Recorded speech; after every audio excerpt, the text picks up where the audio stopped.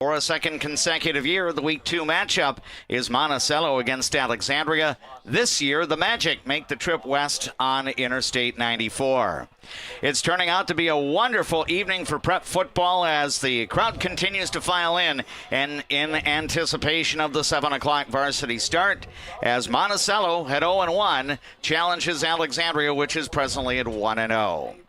Good evening and welcome to our broadcast coverage of Alexandria Cardinal football through the various outlets, which we will share with you. Juntner Motors is the presenting sponsor of our pregame show here on People Radio, KXRA, live audio streaming through the Voice of Alexandria app. And of course, we're partnering up with live video streaming of our regular season broadcasts. And you can enjoy that all season long, fall, winter, and spring when you connect to our Voice of Alexandria live stream YouTube page. The best way to connect to that is just go to our website, voiceofalexandria.com, and then on the sports drop-down options, look for the Cardinal Sports Watch Live. Once you click that on, that takes you right to the Voice of Alexandria live stream page on YouTube.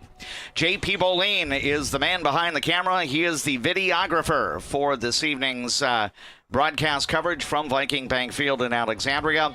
Steve D is our radio engineer back at KXRA in downtown Alexandria. And along with Tim Zupfer, I am Dave McClurg. Tim, first of all, good evening and great to be reconnecting with you for our second broadcast of the week here. Second Alexandria Cardinal football game, and we're guaranteed no weather delays tonight. Yeah, beautiful night for football. It's a little bit cooler than it has been, and the players will love that. Yeah, temperature right now around 65, 66 degrees. Bit of a breeze out of the northwest right now. That should be settling down. We do have the possibility of some fog overnight and some of the cooler low temperatures that we've had in a while. Temps could be down in the mid-40s before Saturday morning rolls around. I know that Alexandria had an impressive performance down in Chaska, getting off to that quick start. I think scoring on the first two possessions last week and then going on to win 24-6. Monticello, meanwhile, had its Thursday opener postponed to Friday. I think they got affected by the thunderstorms in Monticello, so Bemidji ended up making that trip down to Monticello on Friday, and ultimately the Lumberjacks were one of those 5 North Star North District teams which came away with the victory. But Monticello, in spite of graduating a pretty successful senior class last year, they're a definite formidable foe for the Alexandria Cardinals. They are, and they're building in their lines. I think Coach Empting mentioned in at least the newspaper part. We'll hear his interview shortly, but I think Monticello lost a lot of their offense and defensive linemen. So hopefully that's a strength of ours, and a lot of times the game is won in the trenches. Yeah, and Alexandria held their own in those battles in the trenches last week.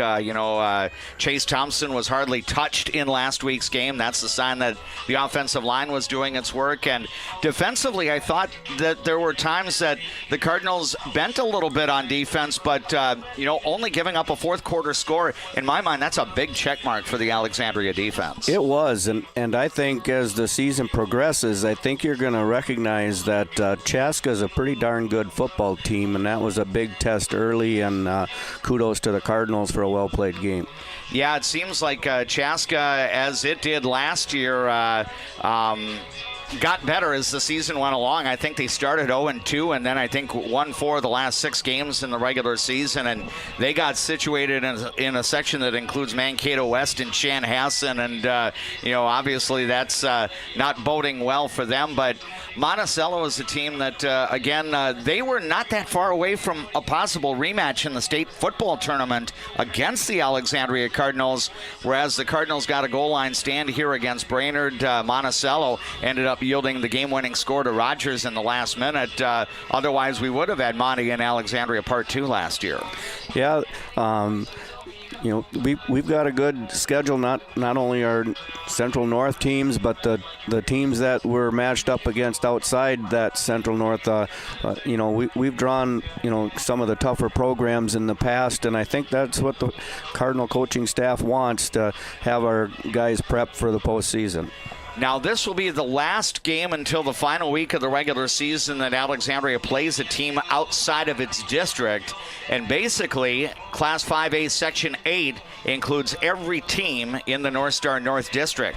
So the next 5 weeks, starting a week from today at St. Cloud Tech, 5 straight district games, 5 straight head-to-head matchups against teams out of Section 8 of Class 5A. Now, Monticello, like Alexandria, is a Class 5A school. Monticello goes into a different section for postseason play.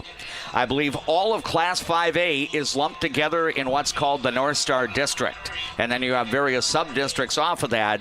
Monticello plays in the North Star West District, which includes a school like Rogers. I believe Park Center might also be in that particular sub-district, whereas Alexandria is in the 6-member North Star North District, consisting of teams that have been their rivals for a number of years now, such as Sartell, St. Cloud Tech, Bemidji, Moorhead, and the Brainerd Warriors as well. It's a great night for football. If you're not able to be at Viking Bank Field to watch it, we hope you'll watch it on your YouTube channel. Again, live video streaming combined with the KXRA play-by-play on our YouTube channel. Just access that at voiceofalexandria.com. Under the sports drop-down menu, look for the Cardinal Sports Watch Live, and then click that option on to get to our YouTube page and enjoy the show. And, of course, we appreciate you if you're joining us tonight through traditional means on 1490 AM, 100.3 FM, or 105.7 FM KXRA. And we do have that live audio stream as well through the Voice of Alexandria app, powered by Mission Mechanical, Plumbing, Heating, and Air Conditioning. The Cardinal Sports Boosters are helping to present tonight's live high school football play-by-play from Alexandria. And a special thanks to Jutner Motors for presenting our pregame show. Our first break during the pregame is ahead, and when we return in about 2.5 minutes, you'll hear my conversation with Alexandria Cardinal football coach Mike Empting following this timeout. Take a trip south of the border to a place where you can savor the flavors of authentic Mexican cuisine. Casa Jalisco offers a true taste of Mexico without the airfare. Casa Jalisco, your Mexican getaway in downtown Alexandria. Cenex Midtown Express has fresh-made pizza, lunch and breakfast sandwiches, and broaster chicken, live bait, propane, and diesel fuel. Cenex Garfield has groceries, bait, and tackle, and made-to-order pizza. Cenex Midtown Express Alexandria and Cenex Garfield. A successful win isn't about the score. It's about what you put into the game. If a successful win matters to you on the purchase or sale of your property, hard work matters to me. Todd Whiting, Century 21, 766-2200. Welcome to the spirit of Lake Town hospitality. Welcome to D. Mike's Resort Bar and Grill. From legacy locals, seasonal visitors, to traveling teams, you are our community. Come share in our rustic flavors, modern flair, and authentic roots. Legacy inspired, community infused. Dentistry at the Center knows all about busy schedules, and that's one of the best things about having 3 dentists. We have more appointment times available, so we can see you sooner. So, for dentist appointments to fit your schedule better, come see the friendly folks at Dentistry at the Center. Better water starts with EcoWater. Get started today and discover EcoWater's products and expertise for the perfect solution. Visit WeFixWaterMN.com with offices in Alexandria, Fergus Falls, Glenwood, and Morris. Fresh, family, locally loved. Eldon's Fresh Foods.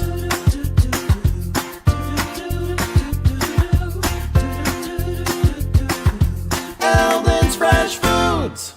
At Erickson's, we're your go-to experts for your furnace, air conditioning, plumbing, and electrical. We have prompt and courteous service because your comfort is our commitment.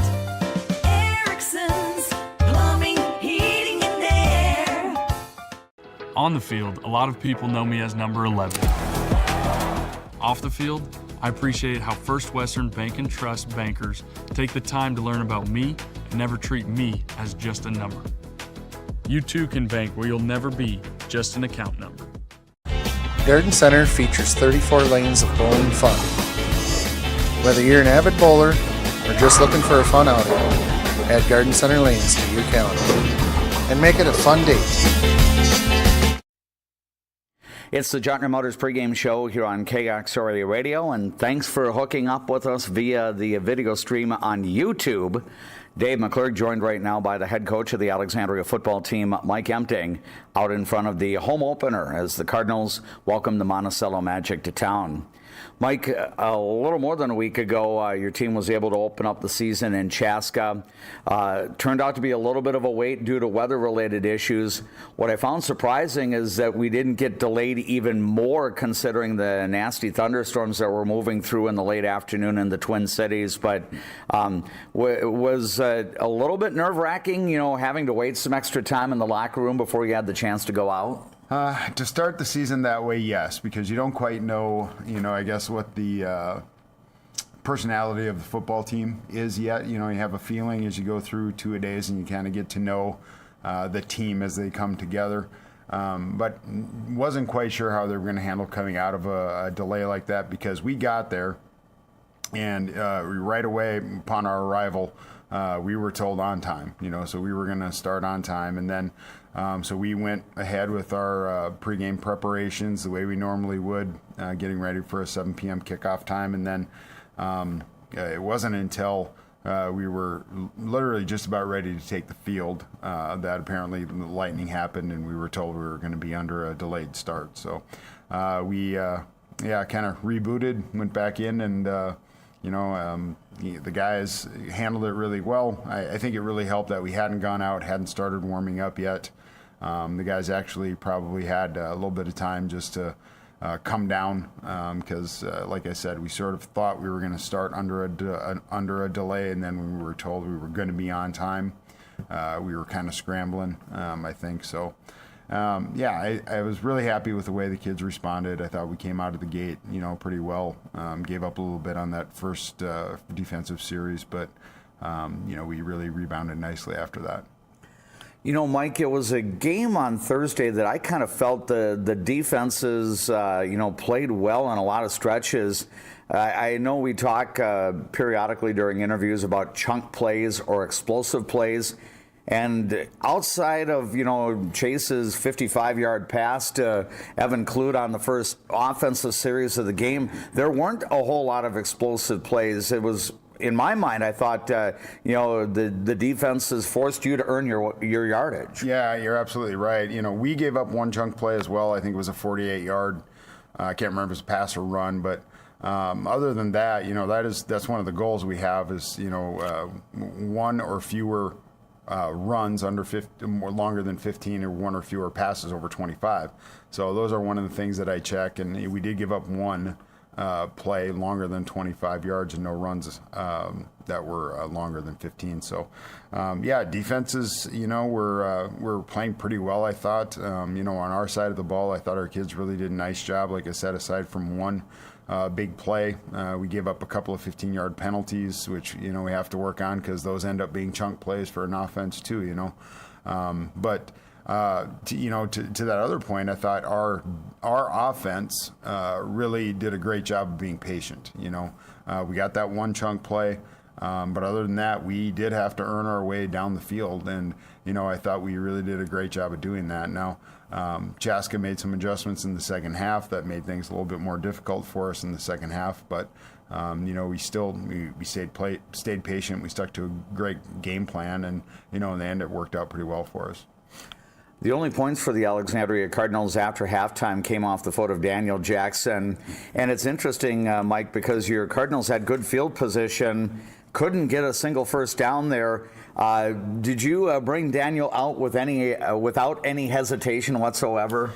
Yeah, when we got to that point, I did use a timeout right before we kicked that field goal, and it was more or less, I just wanted to make sure everybody else was, on board, because, it's a far field goal. But, at that point, kicking that and getting the 3 points there puts it at a 3-score game. And, that, with the amount of time that was left in the game and the way our defense was playing, I felt like that's pretty much going to put this game out of reach for them. So, in my mind, there was never hesitation. It was just, we wanted to make sure that we got our unit out there, unfettered, everybody's in the right spots, all those things. We didn't have to rush anything. I have lots of confidence that Daniel is, we start closing in on, the 35-yard line. I feel pretty confident we have a very reasonable chance to get points out of a drive from there. I know that the state record, I believe, is 57 yards for a field goal, and Daniel's definitely within reach. But knowing the strength of his leg and your special teams that you've got, might there be a situation this year where you would consider something beyond 55 yards? Yeah, I mean, yes, the situation has to present itself where first it's right for us, in the game, given, where we're at as far as the score, and that sort of thing. Beyond that, if it was end of the half, end of the game, type of situation like that, definitely wouldn't hesitate to run him out there for something that for some people might seem ridiculous, but I know what he's done in practice, so I've actually seen him, hit some pretty long field goals, especially with the wind, so yeah, that opportunity, that possibility is definitely out there. Mike Empting is joining us for this part of our Jotner Motors pregame show prior to the Cardinal football team's home opener. Alexandria is hosting Monacello. Tim Zupfer and yours truly, Dave McClurg, will have the broadcast for you. Game time is set for 7 o'clock. A couple of other things on the Chaska game before we move to the present here, Mike. I know when I talked with you last week, you were mentioning about different things, alignment issues, and some of the details of trying to get a win. Were you pretty happy in terms of what your guys were able to do with some of those fundamentals last week? Yeah, overall I think we did a pretty good job for game one. We did have some, we talked about it afterwards. We had a couple of alignment and assignment mistakes, but fortunately we were able to get away with it. In a couple of cases, we just had some kids just make some really good plays out of position, and that sort of thing. But so it worked out for our favor. But those are the things that we're going to definitely work to clean up here in week 2 and moving forward. And it's been a great week of preparation, so I feel like those things will take care of themselves. Now you've got the Monacello Magic coming into Alexandria, and I recall almost a year ago to the day the Cardinals played at Monticello, and I know that I-94 was under certain road resurfacing, which made it a little bit of a nightmare for some of us Alexandria faithful to get to Monticello, but I think it ended up a 2-point win for the Cardinals. If you talk to the Monticello coaching staff, they'll kind of reflect missed opportunities there, yet your team is not going to apologize for a 2-point win. Do you go back to last year's game film when game planning for this year's Monticello game?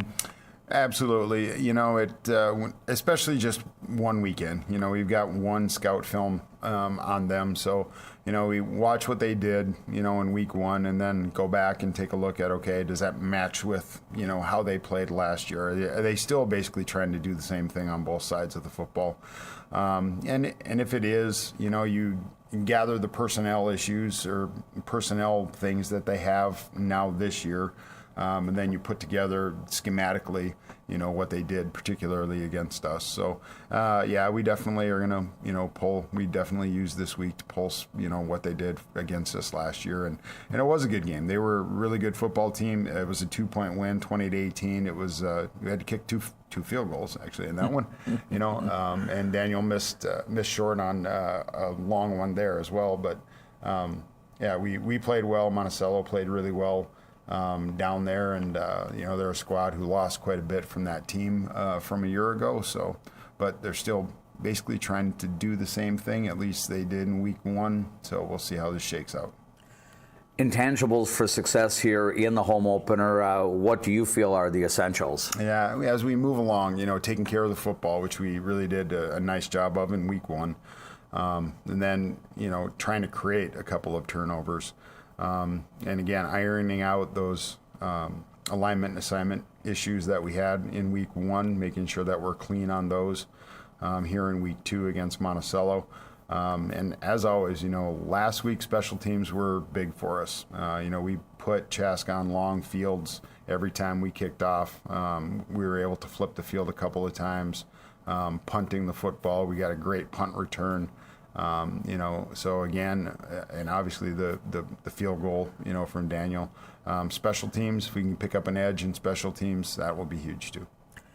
I believe the turnover comparison number last week was +1 for Alexandria, and I know you want to get that number bumped up higher, but you got to be thrilled that your offense did not give the ball up to Chaska at all. Yeah, if we take it away once and we don't give it away, you know, I mean, that's, yeah, we're +1, we'll take that.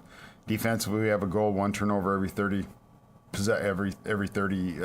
plays, when we defended right about 70 plays last week. So 2 would have been nice, but, you know, we'll take the 1 for sure. And of course, offensively, we won't turn it over at all. And you know, our ball security has been pretty good. Chase is making good decisions throwing the football, so we need to continue that. One variable when preparing for the Week 2 game as opposed to the season opener is the guys have been in class now for a number of days as the academic year is underway. Has there been good energy in the practices after school, or if you've had a practice before school at all? I don't know if that's been the case, but how has this week's session of practices gone? Yeah, the kids have handled the transition back to school really well. So we've had good practices. They've been focused. They've been good energy out there, and they've been great in the school too. Very good. Mike, best wishes to you and the Alexandria Cardinal football team. As always, we appreciate the conversation, and have a great game tonight. Awesome, Dave. Thank you. There is the head football coach of the Alexandria Cardinals, Mike Emting, our special guest as part of our Jotner Motors pregame show. And again, we thank Jotner Motors for presenting the pregame. Play-by-play is straight ahead with Alexandria hosting Monticello in the Cardinals home opener. Now these words. It's the right time for a getaway. It's the right time for a getaway. Let's get away. Dentistry at the Center knows all about busy schedules, and that's one of the best things about having 3 dentists. We have more appointment times available, so we can see you sooner. So, for dentist appointments to fit your schedule better, come see the friendly folks at Dentistry at the Center. Hi, Carl Qualley with Qualley Real Estate. Our business approach is based on what we call the 4 E's: experience, expertise, ethics, and energy. Qualities that led us to be voted Best Real Estate Company 3 years in a row. Find your real estate coach at Qualley Real Estate, where we protect your money. CM Woodworks produces high-quality cabinetry and furniture locally, right here in Nelson. See their showroom at 7300 39th Avenue Northeast in Nelson. CM Woodworks. Custom wood creations. Designed for beauty, built for life. Welcome to the spirit of Lake Town hospitality. Welcome to D. Mike's Resort Bar and Grill. From legacy locals, seasonal visitors, to traveling teams, you are our community. Come share in our rustic flavors, modern flair, and authentic. Where you start today is not where you'll finish tomorrow. At Alexandria College, we know you have big plans for the future. Find your calling and be a legend. I see generations who are passionate about what they did. I hope that I can leave a legacy of compassion for people and love for family and friends. Getting in and out of the pharmacy is easy with Trum Drug's app, RX Local. Download the app, choose Trum Drug as your pharmacy, use it for medication refills and reminders. Trum Drug, locally owned, locally loved. Who do you turn to if you or a loved one is experiencing a mental health crisis? We're here. Region 4 South Mobile Crisis Team will come to you by calling 701-364-0431. What's your number? We've driven 57 miles to Quality Toyota to get a great deal, and we've done it 13 times.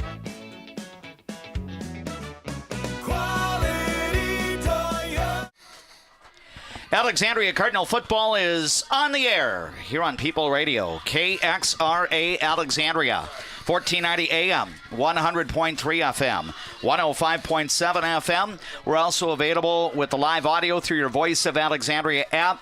Thanks for joining us for the live video and KXRA audio on our YouTube page.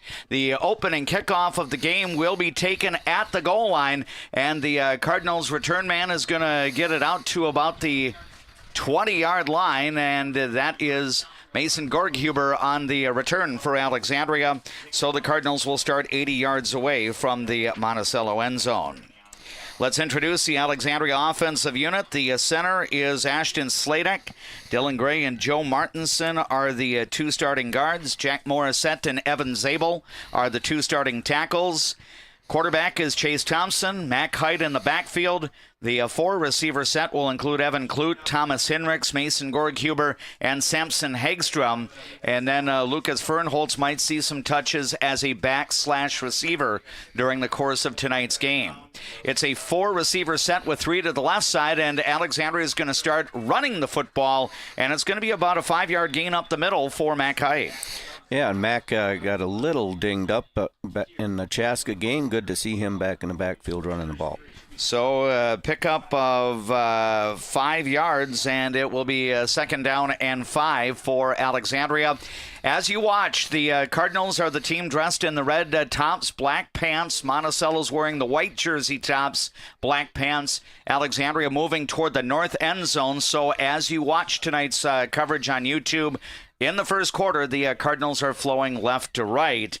That 5-yard gain is now going to be nullified by a false start penalty. And Tim, as I'm kind of mentally recalling the Week 1 win at Chaska, that might be the first offensive penalty for Alexandria. I think the Cardinals' infractions last week were on the defense. Yeah, the offense really did a nice job of being lined up and being disciplined. So a 5-yard walk-off brings us back to near the 20-yard line. It'll be 2nd down and 10 yards to go.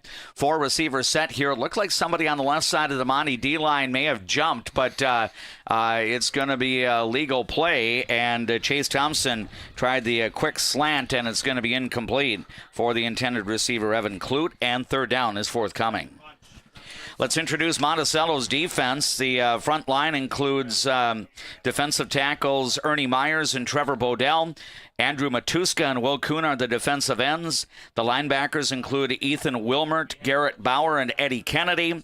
In the secondary, Brock Holthouse is the safety. Luke Emmerich is the safety. The two cornerbacks are Carson Dybel and Martavius Gerton.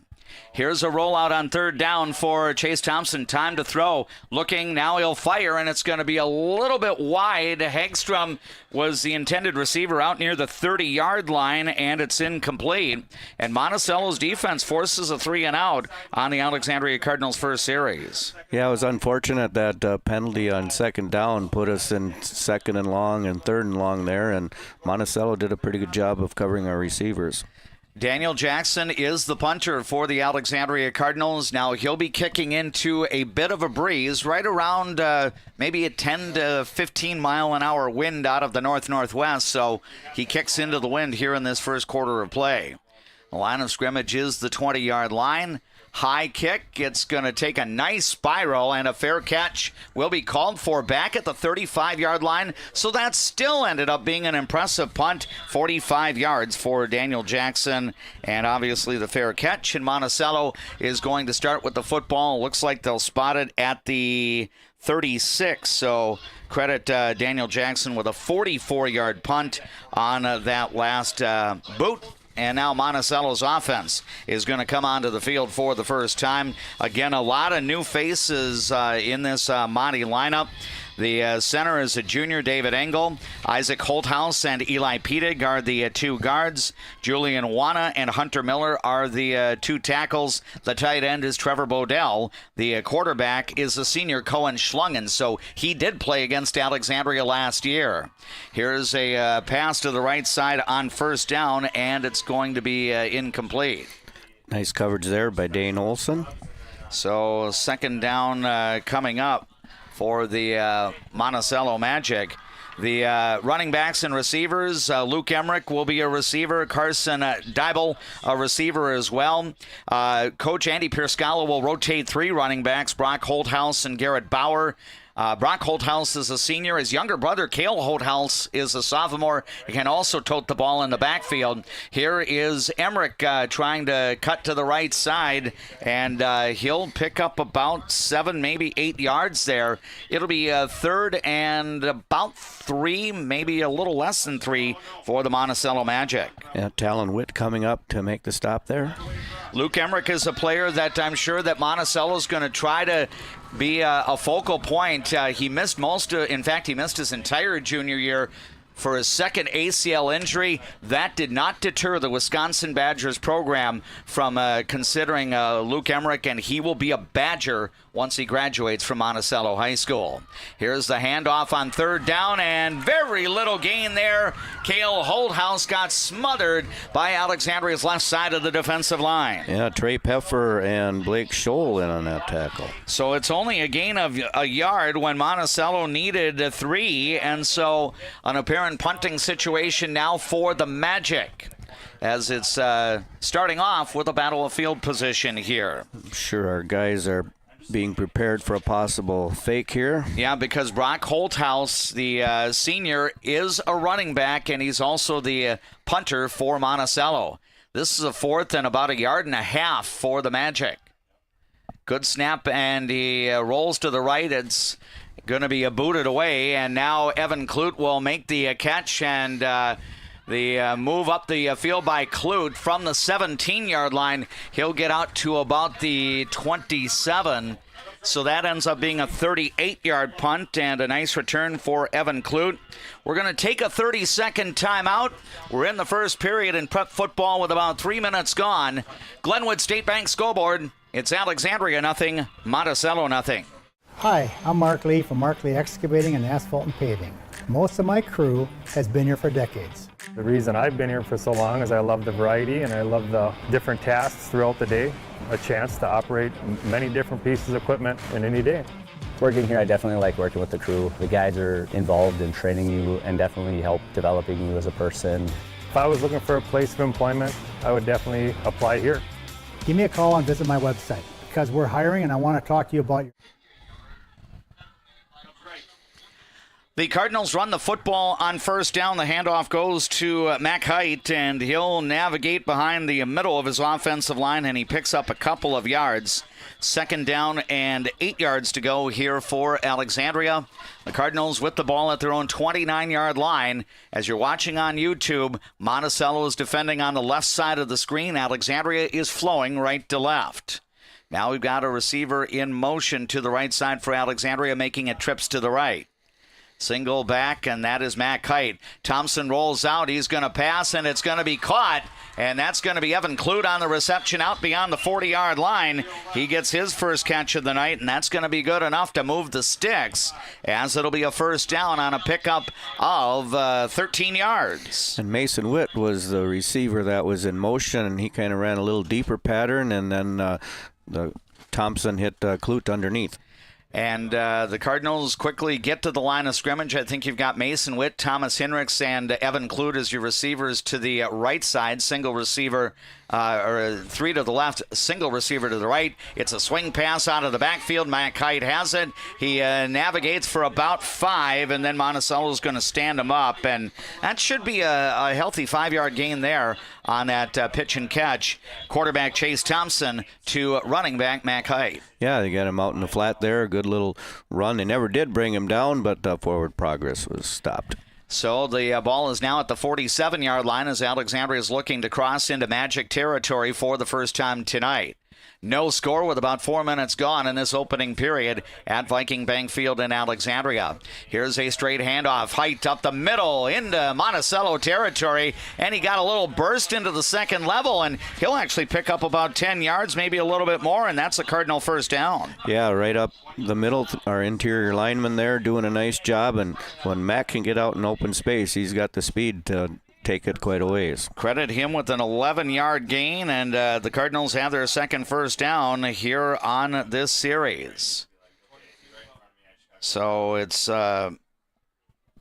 first down and 10 for the Cardinals at the Monticello 42-yard line. Now we've got a handoff. Height cuts to the right side, tries to get to the edge, and he'll be roped down right around the 40-yard line. A couple of tough yards there for the Alexandria Cardinals' Mac Height. Yeah, in that formation, they brought in Lucas Fernholz, and he lined up at a tight end that time. So second down and 8 yards to go. This will be the sixth play on the series for the Alexandria Cardinals, and it's been a nice run-pass mix. Chase Thompson has completed both of his passes on this series so far. Alexandria nothing, Monticello nothing as we're approaching the midpoint of this first period of play. Thompson gets the snap from Sladek, and the handoff. Mac Height busts to the right side, and he'll navigate down to about the 35-yard line. Tim, that looked to me for Mac Height some yak yardage, getting some yards after the first contact. Yeah, he was able to do a jump cut and bounce it to the outside and picked up a decent pile of yardage there. Yeah, it'll be a pickup of about 4, so it's going to leave Alexandria with a third down and 4 yards to go. Ball resting just outside of Monticello's 35-yard line. Cardinals hoping to get their first third down conversion of the night. Thompson might use his legs here. Let's see if that's the case. He's working out of the gun, and he does hand off. There's Mac Height getting to the outside. He's got the first down. He'll stumble forward down to about the 26-yard line before he is brought down by the Magic's Garrett Bauer, but Alexandria moves the chains on third down. Yeah, that's a read option there, and that time quarterback saw that the lineman was not crashing down, and Height with a nice run. That's a pickup of about 10, and the Cardinals have a third first down on this series. So Alexandria now definitely in scoring territory as we're about to move 7 minutes into this first period of play. Alexandria nothing, Monticello nothing. Our scoreboard updates being brought to you by Glenwood State Bank.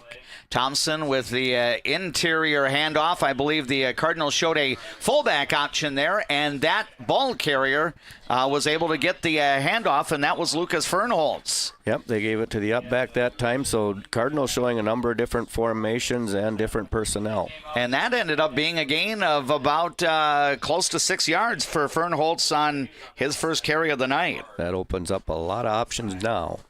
2nd down and 4 yards to go. Thomas Hinrichs, the lone receiver to the left side. It's 3 receivers wide to the right. Mac Height in the backfield right now. Here's a pitch left side. Hinrichs makes the catch, and he's tackled immediately around the 16 or 17-yard line. And the Cardinals optimistic that Thomas Hinrichs made that catch right at the sticks, which would move the chains, but now we will have the official movement of the chains. Forward progress given to the 15-yard line.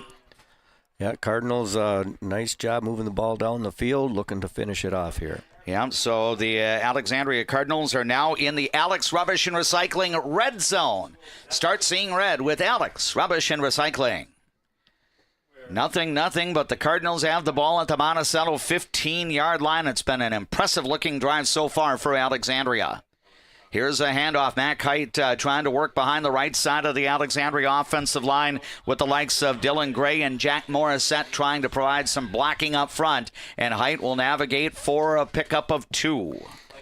Yeah, good penetration that time by Monticello, but Mac was at least able to get positive yardage out of it. And really, that's what Alexandria has done. Positive gains on every play so far. This is about to be the 11th play of the series, which started back at the Cardinals' 27-yard line. Alexandria now on the Monticello 13, trying to unlock a scoreless tie here in the first quarter. Here is Thompson, and he'll call his own number. Cuts upfield inside the 5. That'll be a 1st down and goal to go. Somebody had their helmet dislodged, a Monticello player, and he gets it back right away. But a run by Chase Thompson there picks up about 10, and an Alexandria Cardinal 1st down. Yeah, good read on the read option there. He saw the lineman crashing down and was able to take it on himself. So 1st down and goal to go for Alexandria as the Cardinals have the football at the 3-yard line, trying to get the first points of the night.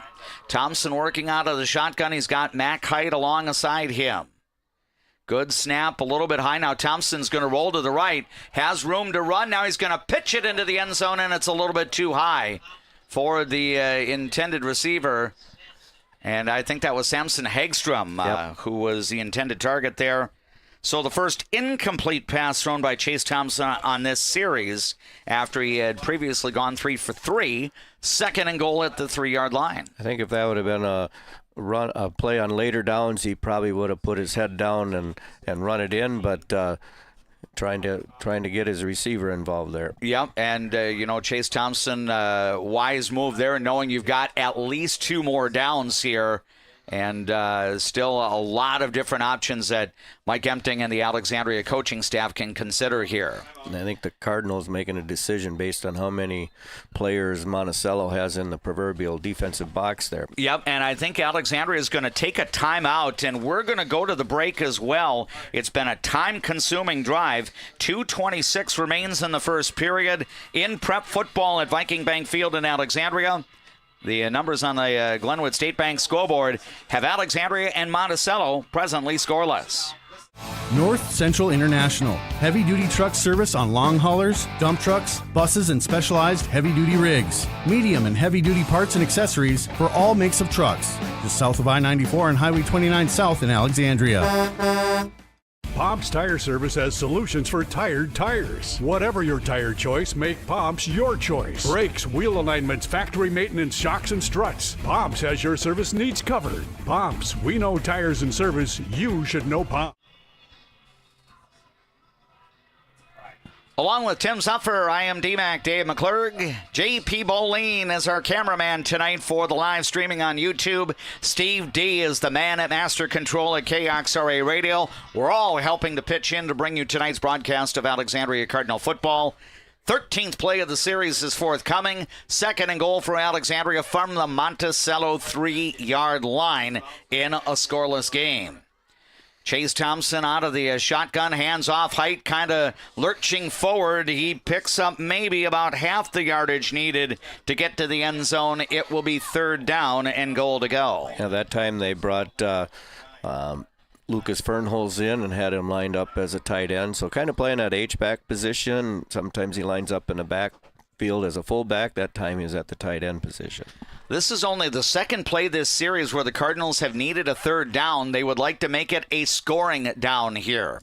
Third down and goal to go just outside the 2-yard line. Now Chase Thompson's going to roll out, looking to throw. He'll throw across his body. Mason Gorghuber in the end zone will make the catch, and it's an Alexandria Cardinal touchdown. Yeah, they rolled everybody out to the right and had Mason Gorghuber coming back across the green and open in the left side of the end zone. So that will go as a 2-yard scoring pass. Chase Thompson to Mason Gorghuber, and Alexandria does convert on third down, and the Cardinals are in front with 1:45 to go in this first period. Now Daniel Jackson is in to try the extra point. Evan Clute is the holder, and Blake Scholl is the long snapper for Alexandria. Ball placed down, and the kick is up, and it is good. So Alexandria does score on its second offensive series of the night, and late in the first period, the Alexandria Cardinals have grabbed a 7-0 lead over the visiting Monticello Magic.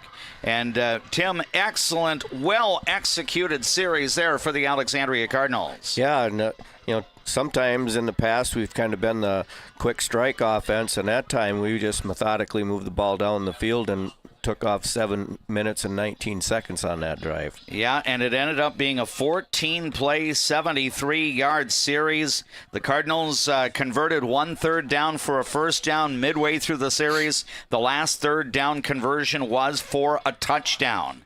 And Alexandria has a 7-0 lead. And Daniel Jackson will kick off. And again, he's got a slight breeze that he's working into here, but it wouldn't surprise me if he still gets a touchback out of this. I think that's a good chance of it.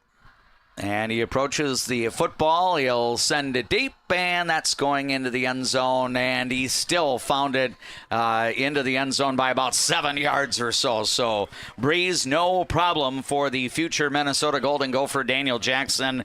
His first touchback of the night, and Monticello will start at its own 20-yard line, trailing 7-0. The Magic offense back out on the field for its second series after a 3-and-out on the first series of the night. So now Monticello's in poorer field position than was the case earlier. 1st and 10 for the Magic at their own 20-yard line. Got single receivers both ways. Here's the quarterback, and he'll hand off, and I think that's Garrett Bauer who's going to get the carry, his first touch running the football tonight, working over the left side, and he'll pick up about 5-6 yards. It looks like forward progress to the 26. Trey Peffer was one of the 2 Cardinal players that brought him down. So it'll be second down and 4 yards to go here for Monticello. We've got just over a minute remaining here in this first period. It's been a pretty rapid-moving opening period of play. Now we've got a man in motion, and that handoff goes on a jet sweep. And the running back, Brock Holthouse, is able to get around the corner, and he's got enough for a Magic first down out past the 30-yard line. Talon Witt was the tackler that forced him out of bounds. Yeah, and forward progress will be up to the 35, so that's going to end up being a 9-yard gain for senior running back Brock Holthouse for Monticello. He is part of a interesting group. Monticello has 7 sets of brothers on their varsity roster. Brock Holthouse and his younger brother Cale are part of that brother combination. Now another play as the Magic will keep it on the ground here, and it's going to be forward progress for about 5 yards there. One of our tacklers was Kyan Kramer on that tackle. So second down and 5 yards to go.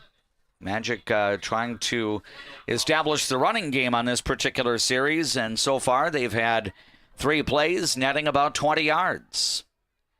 2nd and 5. Quarterback Cohen schlung in out of the shotgun, is going to hand off, and a little move right side, and it's going to be a gain of about 3 for the Magic running back, and that will be Cale Holthouse getting the touch here. And that might be the last play of the first quarter. Monticello could try to run one more play. And doesn't look like they're going to. Dean Lemke was a tackler on that play. All right, so when the second quarter begins, Monticello will have a third and short. We have reached the end of one in varsity football on a gorgeous Friday night in the Alexandria Lakes area. We'll take a 1-minute break, then back with more all along the network. Through one on the Glenwood State Bank scoreboard. It's the Alexandria Cardinals 7, the Monticello Magic 0. Enjoy life at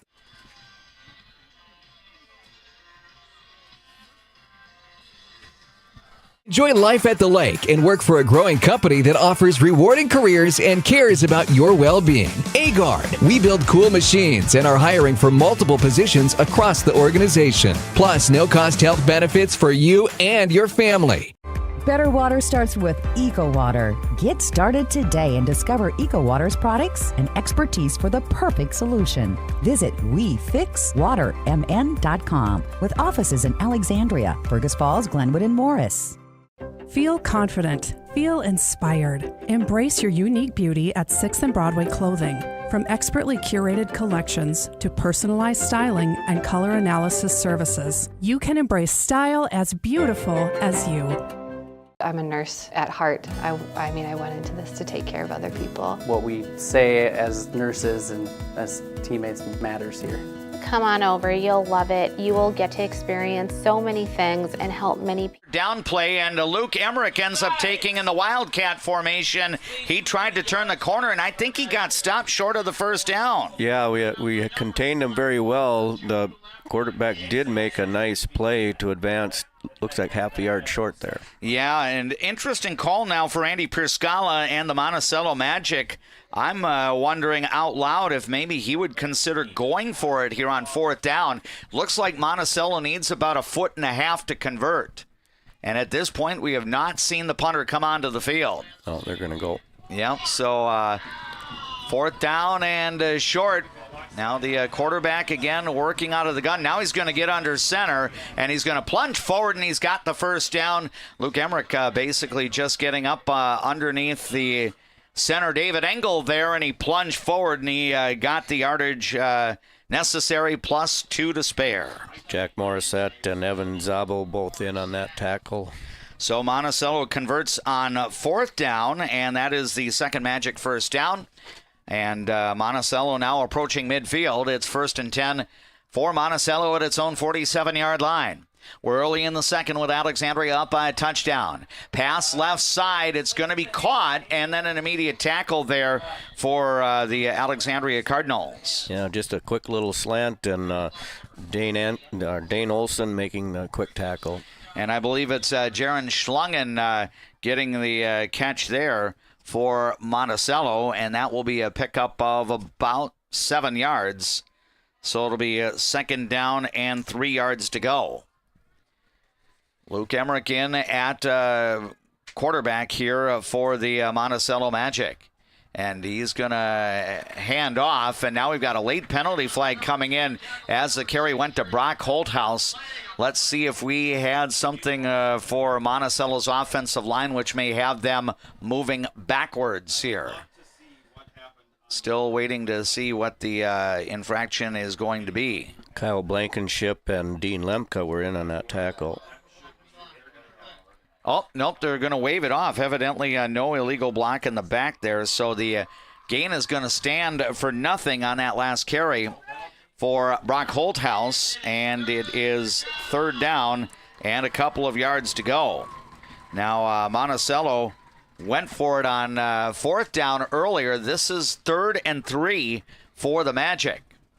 And Coach Andy Perscala is bringing some different personnel in. Again, he's got Luke Emmerich as the guy taking the shotgun snaps, and he's going to roll to the right, looking downfield, still has the ball. Now he's going to fire downfield up for grabs. This is going to be a jump ball right along the sideline, and I think the catch is going to be made. Oh, my.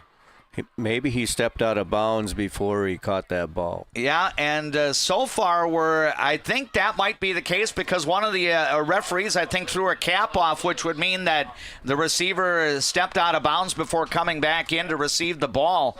If the catch is good, it would be Jaron Schlungen with the reception, but I do not know if it is going to count. We're still having a discussion along the far sideline here between the officials, and now I think the head referee is going to come in and get an explanation here. Now, it would be a pass completion of 29 from Emmerich to Schlungen if it counts, but the question is, did Jaron Schlungen come back into the field to play after stepping out of bounds? We're going to get an explanation here.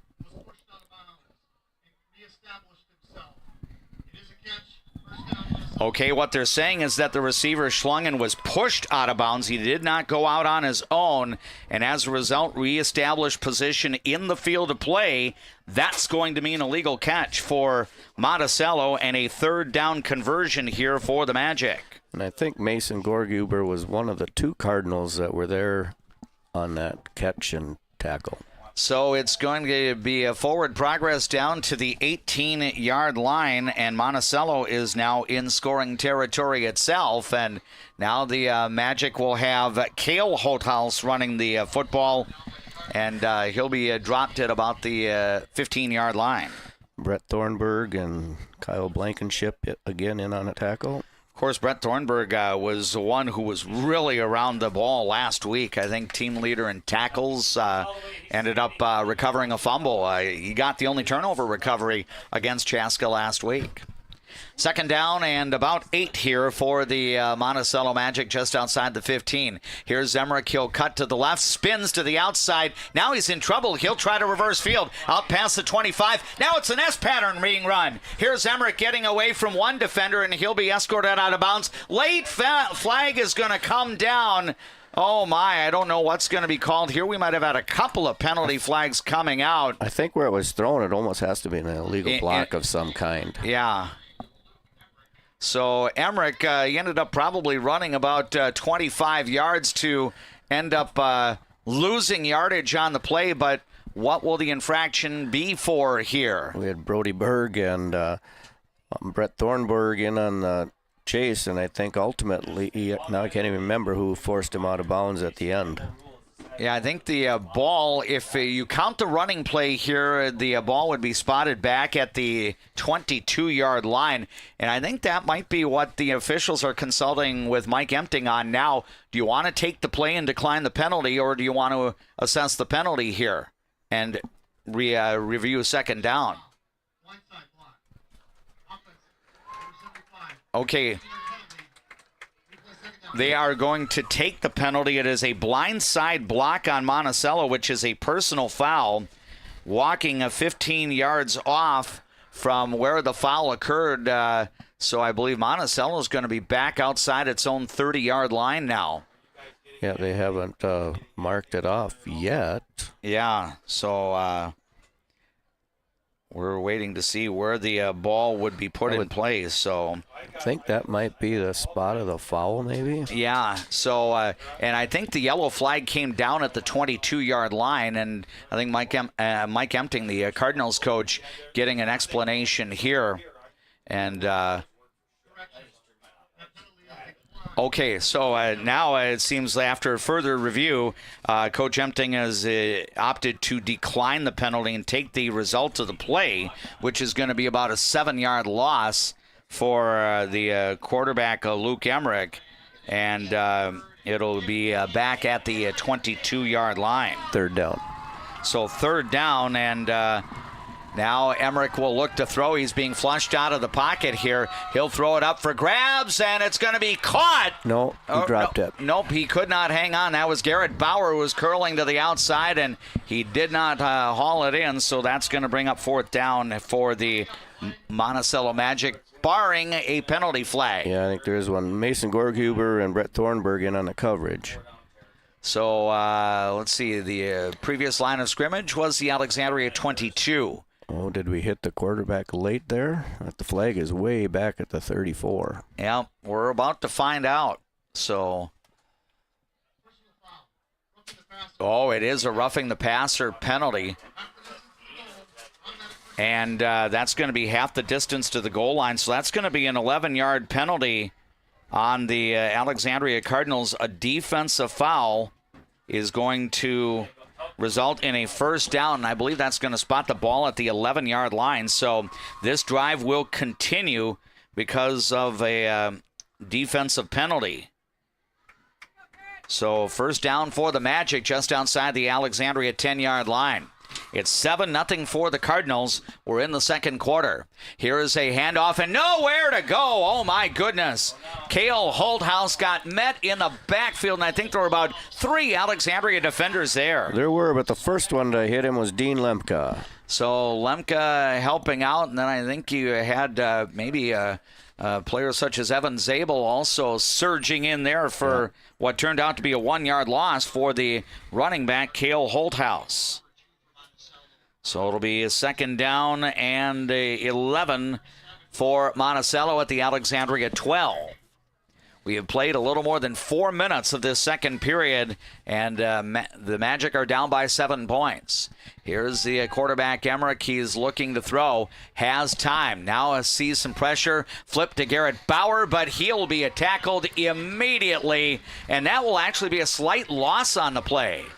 Forward progress might give him a yard, but nice play by Brody Berg making that tackle. Yeah, it looks like he got, it's going to be back. The yard that was lost on the previous play is gained here on the reception. So it is third down and 10 yards to go for the Monticello Magic. Cardinals have been able to get in the backfield here, but the quarterback is very elusive.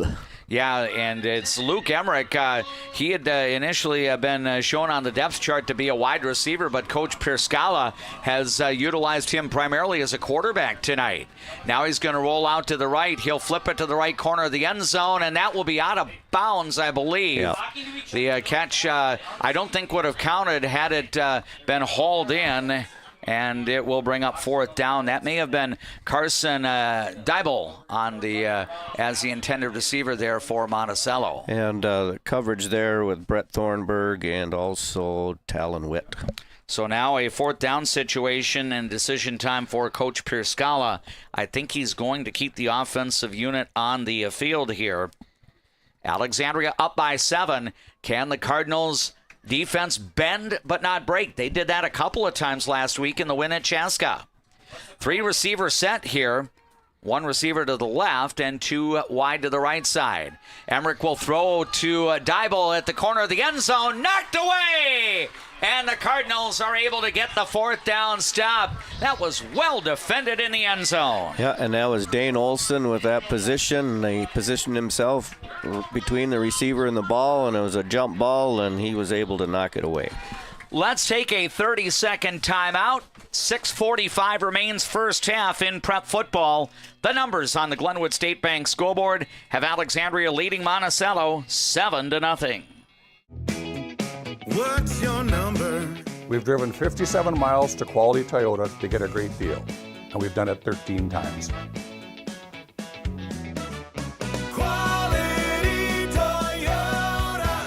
Premier Collision guarantees your full satisfaction. From a simple dent to major bodywork, Premier Collision will fix your vehicle right. Stop by for a free estimate or go to premiercollisionmn.com. Premier Collision, excellent results. Chase Thompson on first down is going to flip kind of a sidearm pass to the right side where running back Mac Height will make the catch, and it'll be a gain of about 4 yards. Yeah, it looked like he was trying to go to Evan Kloop a little bit deeper, and that was a almost a safety valve, if you will. It was. Monticello did a good job of taking away the primary target, but a good positive gain. Yeah, I'm sure Monticello well versed on how solid a receiver Evan Kloot happens to be, due in part to the fact that he's tall and he's got good hands. And wheels. Yes. Here's a pitch left side, and the catch is made. The ball carrier does get to the outside, and that's going to be enough for a first down. So Alexandria is going to move the chains here. And the reception is made. And I think it's going to be Mason Witt on the receiving end there of that pass. It was either him or Thomas Henrik. Yeah, I think it was Mason Witt. Okay. So we'll jot that in there. So it's a first down for Alexandria on a pickup of about 10 yards. So the Cardinals able to secure their 6th first down here in the opening half. The line of scrimmage is now the 25-yard line. Chase Thompson working out of the shotgun, and here's Matt Kite trying to get to the short side and kept his knee off the turf, and then I think he does get stopped right near the line of scrimmage. So not much gain there for Matt Kite. In fact, I think forward progress will be 1 yard behind the line of scrimmage, so it's a loss of 1. He was able to bounce it outside, but was not able to turn it upfield. So second down and 11 yards to go. Clock on the move here in the first half. We're down to less than 5.5 minutes remaining. Alexandria dressed in the red-colored jerseys. If you're watching live tonight on YouTube, Monacello, the visitors, are dressed in the traveling white. It's 7-0 for Alexandria. Chase Thompson looking to throw. Here's an outlet pass to the right flat. Height able to get to the outside to the 30, maybe the 31-yard line. And then Ethan Wilmert and others come in to slow Mac Height down. And it'll bring up third down and about 4 yards for the Alexandria Cardinals. So Matt Kite has now caught a couple of passes. I believe 3 receptions now for Height in tonight's game. Chase Thompson has started the game 7 of 10 unofficially for 46 yards. This is third down and 3. 4 receivers set with 2 on each side. Matt Kite in the backfield with Thompson. Handoff Height up the middle. Spins. He's got the first down. He just kind of worked behind that right side of the offensive line as Dylan Gray and Jack Morissette were able to kind of carve an opening for Height to work his way through, and it's a first down. Yeah, and I think you also had our center out there blocking too. So first down for Alexandria, and the Cardinals now 3 for 4 on third down. Here's a pitch right side, and it may have been deflected. I think Evan Clute was the intended receiver out beyond the 40, but it's broken up, so 2nd and 10. Dave McClurg and Tim Zupfer bringing you broadcast coverage of prep football tonight. JP Boleen is the videographer for our coverage tonight, situated on top of the press box here at Viking Bank Field in Alexandria. Steve D is the man at Master Control at KXRA Radio in downtown Alexandria, helping to do the engineering part on the radio. 7-0 Alexandria with the lead. We're in the second quarter. Monticello is the opponent for the Cardinals tonight. Here's a long ball, and Gorghuber, did he make the catch? Yes. I think he did. It's going to be a first down. Did a nice job of getting the trail leg down. And that's going to move the chains, and forward progress will be given to the Alexandria 41-yard line. Yeah, they had him and Evan Clute both lined up on the right side there, and they had him on a little deeper out pattern.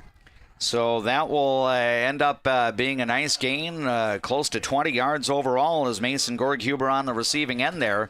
The ball now on the Monacello side of the field at the 41-yard line. And now we've got a little bit of trickery here as it's going to be a pitch and then a long ball downfield. Wow. And Hendricks is almost going to catch it, but I believe a trap is going to be ruled.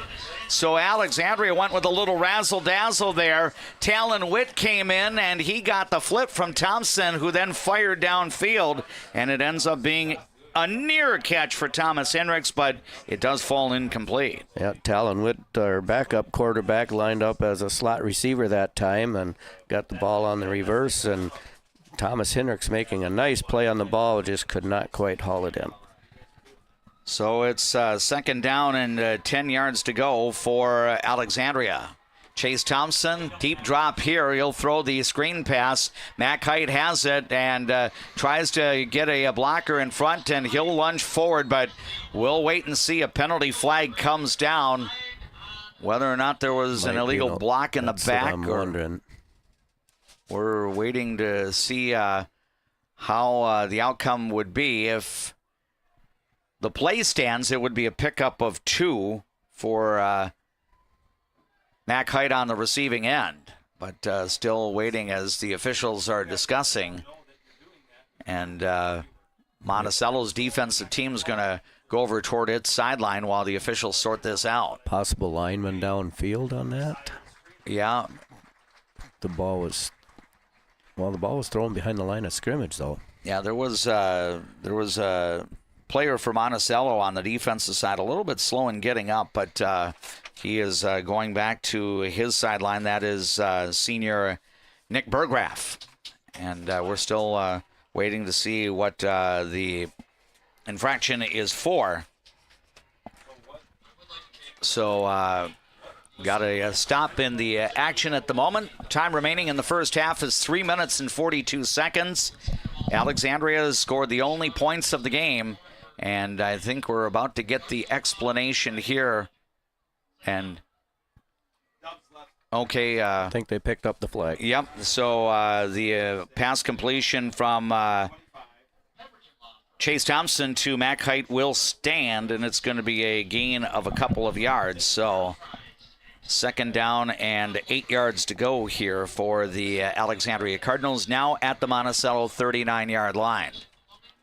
As you're watching on YouTube here, Alexandria is wearing the colored jersey tops, red jerseys, black pants, white numerals on both the front and back. Monticello school colors also happen to be red and black like Alexandria's. The Magic are wearing the white jersey tops with the black pants and the red numerals in trim. 2nd down and 8 yards to go. 4 receivers set for Alexandria. Sorry, 3rd down on the situation. 3rd down and 8 yards to go here. And Thompson with some time to throw, pass over the middle. Thomas Hendricks will make the catch, turns upfield. It's going to be a pickup of about 17 yards, and Alexandria converts on 3rd down. Yeah, deep crossing pattern there. Well-timed, caught it right in the middle of what looked to be a zone defense. Yeah, they'll credit the pitch and catch for 16 yards, so Alexandria able to convert a second 3rd down opportunity here on this series. And Alexandria is now 4 for 5 on 3rd down. That helps you control possession of the football. This is only the 3rd series of the night for Alexandria. The Cardinals scored on their last series. Delayed handoff, and Mac Height tries to get to the outside, and he'll be dragged down out past the 30-yard line. That's a big loss. That's the biggest tackle for loss by Monticello's defense in tonight's game. Yeah, the good penetration there by Monticello, and Mac tried to bounce it outside, and they had that their defense had that contained too, and they ended up running backwards. So now it'll be 2nd down and about 19 for the Magic. Cardinals advancing the football toward the south end zone, so what breeze there is now at the back of the Alexandria football team. Thompson working out of the shotgun. Now 3 receivers set to the right side. Single receiver to the left. Thompson rolls to his right. Has time to throw, and he'll fire out of bounds. I think Mason Witt was the intended receiver, but that, I think, was just basically a play to make sure you don't take a loss and stop the clock. Yeah, we kind of flooded the right side of the field there, and Monticello had things covered. This will be the 13th play of the series that started back at the Alexandria 11-yard line, and the Cardinals have now moved more than half of the real estate on the field from their 11 to the Monticello 32. I think here it's important to get some positive yardage, make the field goal attempt a little shorter. That's right. We are in Daniel Jackson field goal territory, even if we don't have anything further going on. And we're going to have a timeout being called here by the head coach of the Alexandria Cardinals, that being Mike Empting. So we're going to make it a 30-second break of our own. We will either view this ad on YouTube from one of our Cardinal Sports Boosters, or we will be back on the radio in 30 seconds. Glenwood State Bank scoreboard late in the first half. Alexandria leads Monticello 7-0. Precision Auto reminds you to plan for the inevitable, the change of weather and its impact on your vehicle. From simple tune-ups to major repairs, trust the precision of a pro. Precision Auto. On 8th and Nokomis, Alexandria. Who do you turn to if you or a loved one is experiencing a mental health crisis? We're here. Region 4 South Mobile Crisis Team will come to you by calling 701-364-0431. We welcome you to our live broadcast coverage of prep football this evening, whether you're joining us on KXRA Radio, live audio through our Voice of Alexandria app. Thanks for joining us on YouTube as well through the Voice of Alexandria live stream page. Access that from our website, voiceofalexandria.com. 3rd and 19 for Alexandria. The Cardinals have the ball at the Monticello 32-yard line. Chase Thompson with the straight drop back. He'll fire over the middle. Pass caught. It's going to be a first down. Evan Clute on the receiving end up the left side. So much for settling for a field goal. Right. Use Evan Clute's height, his speed, and his good hands, and it all results in a 27-yard gain. Alexandria's in the Alex Rubbish and Recycling red zone, and it is first down and goal to go now for the Alexandria Cardinal. That was just really well executed all the way around. Great pass and nice catch and pattern. So Alexandria is going to try to punch it in just before halftime. 2:04 is our time remaining until intermission. Here is a handoff up the middle. Brody Berg is going to find pay dirt. He's into the end zone. Touchdown, Alexandria. We had Lucas Fernholz again in at that H-back in the fullback position, along with the lineman opening up that hole. Yeah, and it brings Brody Berg, who rumbles up the middle into the end zone for a 5-yard touchdown. And Alexandria has now scored on consecutive possessions to go in front by a baker's dozen with a PAT on the way. Evan Clute will hold as Daniel Jackson will try to give Alexandria point number 14 on the night. Ball placed down, and the kick is up, and it is good. 2:02 is our time remaining in the first half of play, and Alexandria has doubled the margin. The Glenwood State Bank scoreboard numbers now have the Alexandria Cardinals in front of the Monticello Magic by a count of 14-0. And Tim, I think you talked about the first drive of the game being very methodical, almost a little bit of a repeat for the Alexandria Cardinals on this drive. Yeah, they started at their own 11-yard line and moved all the way down the field, eating up almost 5 minutes. And what's really interesting here, we've had 2 possessions where the Cardinals have scored, and according to my numbers, which of course are unofficial, each series has gone 14 plays. 14 plays, 73 yards on the last scoring drive before this current one, and now 14 plays for 89 yards, and Brody Berg with the 5-yard touchdown run. And nice to know from a Cardinals perspective, no offensive penalties on either one of those series, so those are long, sustained drives without committing a foul. Good work by the Alexandria football team. And now the ensuing kickoff is going to go into the end zone. Nothing new there. Daniel Jackson has a penchant of getting the kickoffs into the end zone. So Monacello is going to start at the 20-yard line.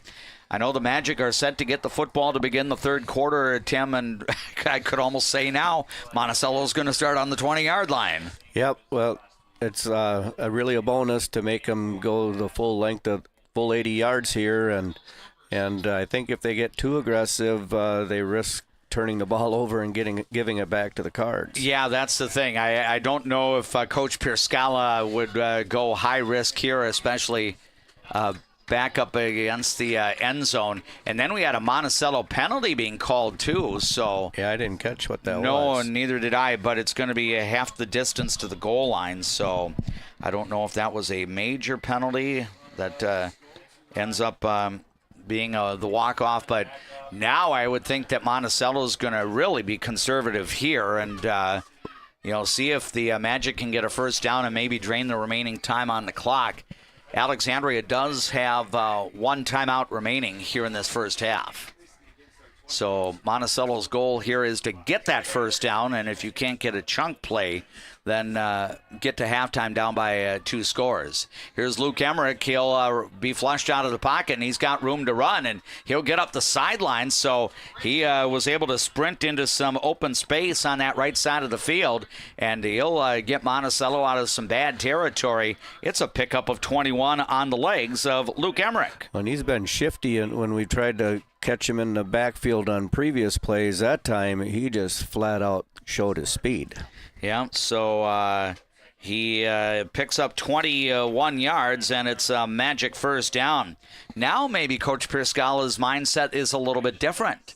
Here's Emmerich looking to throw, and the pass is going to be caught, but an immediate tackle inbounds.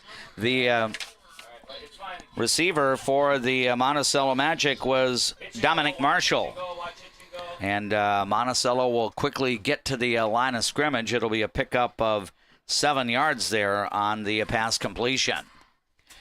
Snap back to Emmerich. He'll roll to the right side. Now he's got a little giddy up, and now he's going to fire the ball out of bounds just basically to stop the clock. He did not like what he was seeing develop downfield. Good coverage by our receivers, and we had 2 guys out in open space that had him contained. So now third down is coming up for the Magic. Still 83 seconds remain in this first half. Glenwood State Bank scoreboard numbers at the moment have Alexandria leading Monticello by a score of 14-0. The Cardinals have scored single touchdowns in each of the 2 quarters so far. Alexandria coming off a 24-6 win in Week 1 against Chaska. 1 week ago today, Monticello opened its season at home, falling to the Bemidji Lumberjacks by a touchdown, 14-7. Third down and 3. Emmerich is going to call his own number, scrambles, and he has nowhere to go. And he'll be stopped back at about the 35-yard line. Evan Zabel was the first one to get a hand on him. He had help also from Kyan Kramer. Yeah, and I think Dean Lemke was also on the prowl there for Alexandria. And now the Cardinals, I believe, are going to take the timeout on defense and see if they can preserve a little bit of clock here and, try to get the ball back and maybe move the ball down the field quickly and try to maybe tack on some more points. Well, they're going to force them to punt here or risk going for it on 4th down and give us the ball right there at the 36-yard line or so. Yeah, so Alexandria utilizes its final timeout here in the first half. Cardinals up by 14. Don't forget, whether you're joining us on YouTube or listening to the radio coverage on KXRA or through your Voice of Alexandria app, we have the Eldon's Fresh Foods Midgame Report coming up shortly. That will be between the second and third quarters of tonight's game here at Viking Bank Field on the Alexandria Area High School campus. I am DMAC Dave McClurg, my broadcast partner. The head girls golf coach at Alexandria Area High School has guided 2 of his teams to state championships in recent memory. He's my football and volleyball broadcast partner during the fall. That is Tim Zupfer. Here is Brock Holthouse in to punt the ball away. The line of scrimmage is the 36-yard line. Good snap. Roll out by Holthouse, and he'll boot the ball. It'll be a line drive, and this is going to take a favorable Monticello bounce, and I think the Cardinals get away from it, and Monticello will down it at the 23-yard line. So with that favorable hop, it ends up being a 41-yard punt for Brock Holthouse. So Alexandria about 73 yards or so away from the Monticello end zone, leading by 14. Yeah, kind of a rugby-style punt there. So the Cardinals with their 4th series of tonight's game. Again, it's been a game where we've had some sustained possessions. Alexandria's had a 14-play drive for a score and another 14-play drive for a score. I can tell you this now, due to the limitation of time, we're not going to have a 14-play drive at the end of the second quarter here, unless we have a series of defensive fouls. Here's Chase Thompson working out of the shotgun. 4 receivers in, 3 to the right side, and I think that's Evan Clute off to the left. Thompson looking to throw. He's got time. Now he'll air it out for Mason Gorghuber, who makes the catch, turns upfield. He's at midfield, and he'll be bumped out of bounds. Late penalty flag is going to come in. That might be a personal foul penalty on the Magic, so the gain is going to be close to 30, and I think you can tack on some more for a personal foul. Yeah, nice throw and catch there, and then Mason doing a nice job of eluding the first tackler and then using the sideline to get another 15 yards or so before being tackled out of bounds and then hit late by the second defender coming in. So we're about to have the yardage walked off as the infraction is about to be announced. And I'm going to get a little more explanation from the officiating crew before we get the explanation here. I think it's got to be 15 yards for a late hit out of bounds. Yeah, exactly, as Coach Z has mentioned. So that's going to put the football down. I believe they still haven't spotted the ball. And now we've got a... now it looks like we got another penalty flag coming here, and... I think I don't know what that second flag was thrown for. I don't know what's going on now. Yeah, I'm really surprised they didn't. It was thrown by the back judge kind of in the huddle of the Magic. Yeah, so I don't know if somebody for Monacello may have been providing some lip service, so to speak, and got cited for it. But looks like we might have an additional penalty being whistled on the Monticello Magic here. So that last gain from Chase Thompson to Mason Gorghuber, I believe, ends up covering a total of 31 yards. And now a pair of defensive penalties on Monticello. And now the ball's actually going to be spotted in the Alex Rubbish and Recycling red zone. So you had a 15-yard penalty, and then I think another penalty for, yeah, so it looks like consecutive personal foul penalties. So one was for a late hit out of bounds, but the other one, I think, unfortunately for the Magic, somebody just mouthed off with an official nearby, and that verbiage evidently got caught. So I think so. It was an unsportsmanlike, dead ball, unsportsmanlike conduct foul. So 2 15-yard penalties. And the Cardinals all of a sudden are in the Alex Rubbish and Recycling red zone with some time on the clock. 47 seconds to go in the half. Thompson will roll out to his left, looking to throw into the end zone. Sliding catch, and it's made! Touchdown, Cardinals! Another Evan Clute touchdown. Yep, and that's going to come from 16 yards out. So Evan Clute is able to score. And Alexandria pads the margin. It didn't take the Cardinals all that much time at all to get into the end zone again. And it's now 20-0 for Alexandria. Still 41 seconds to go in this first half. So Chase Thompson has his second TD throw of the night. Ball placed down for Daniel Jackson, and his kick is up and good. So Alexandria was able to put together a couple of scoring sequences, but the Cardinals honestly got a lot of help on that last series. A 31-yard pitch and catch from Chase Thompson to Mason Gorghuber, and then 30 yards of Monacello penalties, and then it's Thompson to Evan Clute for 16 yards. And Alexandria has now scored on 3 consecutive possessions, and the Cardinals are getting some separation from the visitors. As we update the numbers on the Glenwood State Bank scoreboard, it now reads the Alexandria Cardinals 21, the Monticello Magic no score. So only 2 offensive plays for Alexandria, and again 77 yards, but only 47 yards of earned offense for Alexandria there. Yeah, quick score there. That drive was, as opposed to the other two, only 15 seconds came off the clock. I thought I might throw the DMAC jinx out there earlier. I did say that we weren't going to have another 14-play drive unless we had a bunch of defensive penalties. Well, Monticello chipped in with 2 defensive fouls, so it only made it a 2 offensive play series. And now Daniel Jackson will kick this one, and it's going to go back into the end zone, so Monticello will take over at the 20-yard line and probably just kill the clock and get into the locker room to regroup. As Alexandria has now scored 2 times in the last 3 minutes of the second quarter, and Alexandria getting some separation now. We want to let you know that you are listening to People Radio, KXRA Alexandria, 1490 AM. 100.3 FM, 105.7 FM. We've got the live audio stream on our Voice of Alexandria app that you can download free to your mobile phone, powered by Mission Mechanical Plumbing, Heating, and Air Conditioning.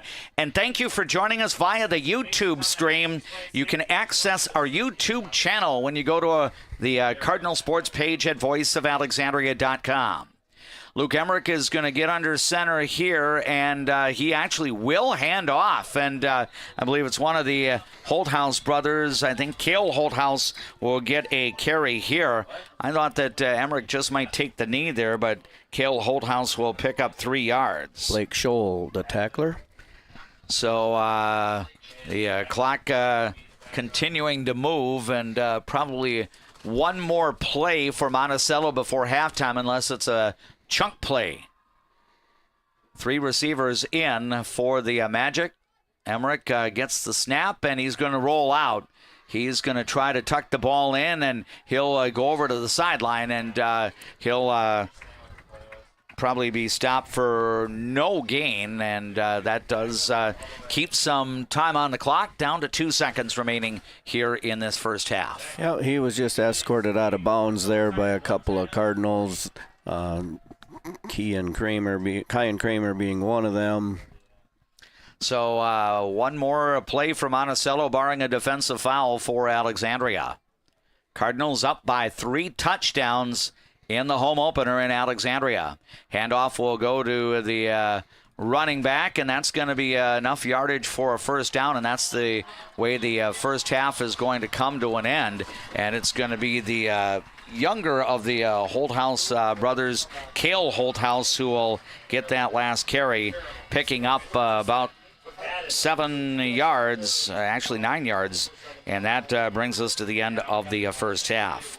21-0. The Alexandria Cardinals have the lead at intermission. Along with Tim Zupfer, I am DMAC Dave McClurg. We're going to hear a few words from our Alexandria Cardinal sports boosters, and you'll view these messages on YouTube as well. And then he and I will rejoin you in a little more than 2 minutes with the mid-game report presented by Eldon's Fresh Foods in Alexandria. Now this timeout. Getting in and out of the pharmacy is easy with Trum Drug's app, RX Local. Download the app, choose Trum Drug as your pharmacy, use it for medication refills and reminders. Trum Drug, locally owned, locally loved. Chaska's up 14-0 over Who do you New turn Prague to at half. if you or a loved one is experiencing a mental health crisis? We're here. Region 4 South Mobile Crisis Team will come to you by calling 701-364-0431. Where you start today is Your not Royals are up 1-0. At Alexandria College, we know you have big plans. Well, I know it's tough to believe, but this is Find a can't your lose series. But honestly, it would probably be good if one team gets 2 out of 3.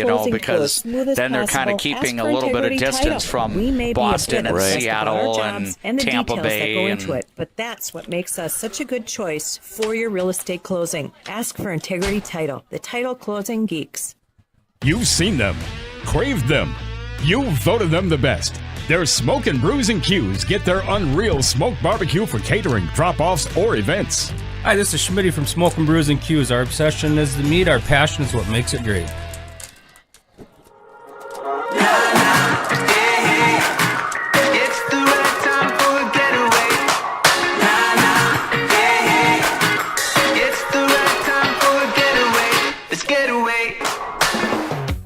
Dentistry at the Center knows all about busy schedules, and that's one of the best things about having 3 dentists. We have more appointment times available, so we can see you sooner. So, for dentist appointments to fit your schedule better, come see the friendly folks at Dentistry at the Center.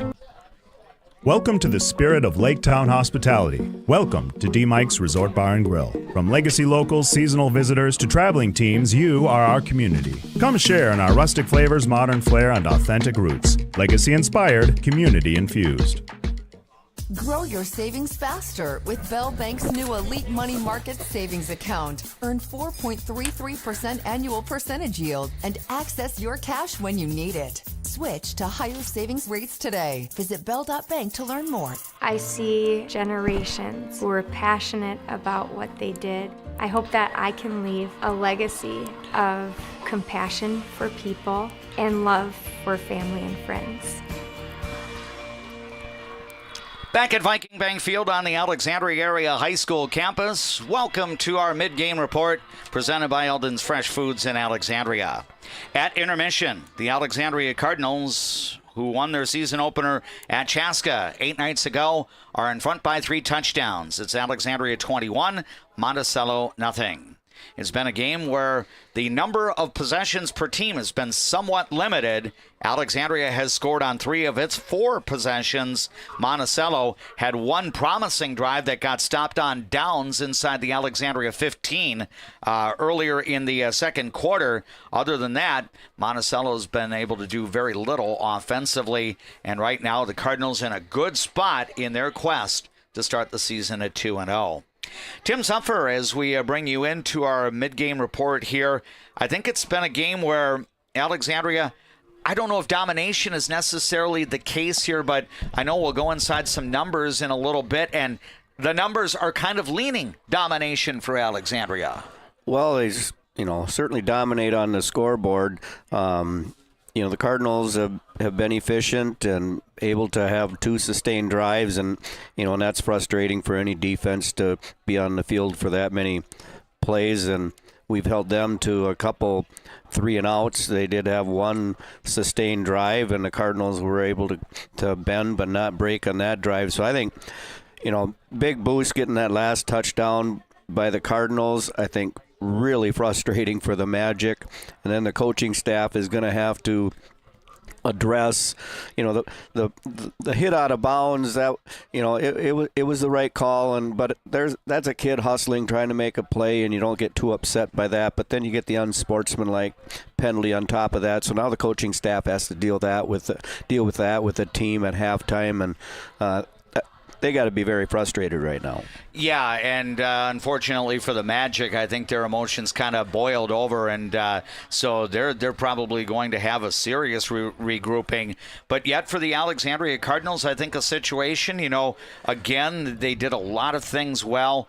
When you can have 2 scoring drives that both go 14 plays, and you don't commit an offensive penalty on either play, I mean, the execution has just been excellent for the Alexandria football team. And, the defense, again, similar to what we saw a little bit last week against Chaska, they'll yield some yards, but so far no points in 24 minutes of play.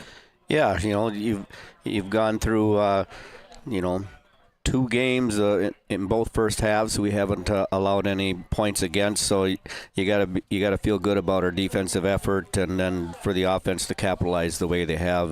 Very good start here. Let's go through a scoring recap first as part of our Eldon's Fresh Foods mid-game report, and then I'll turn it over to Tim for some defensive stats, time of possession numbers, and then I'll reflect on some first-half offensive stats here. The Cardinals got their first score late in the first period. It capped off a 14-play, 73-yard drive. On a 3rd and goal, Chase Thompson connected with Mason Gorghuber on a 2-yard pass. It's kind of an against-the-grain play where Gorghuber caught the ball on the left side of the end zone, and Daniel Jackson's extra point made it 7-0. The Cardinals kept that 7-0 lead until deep in the second quarter.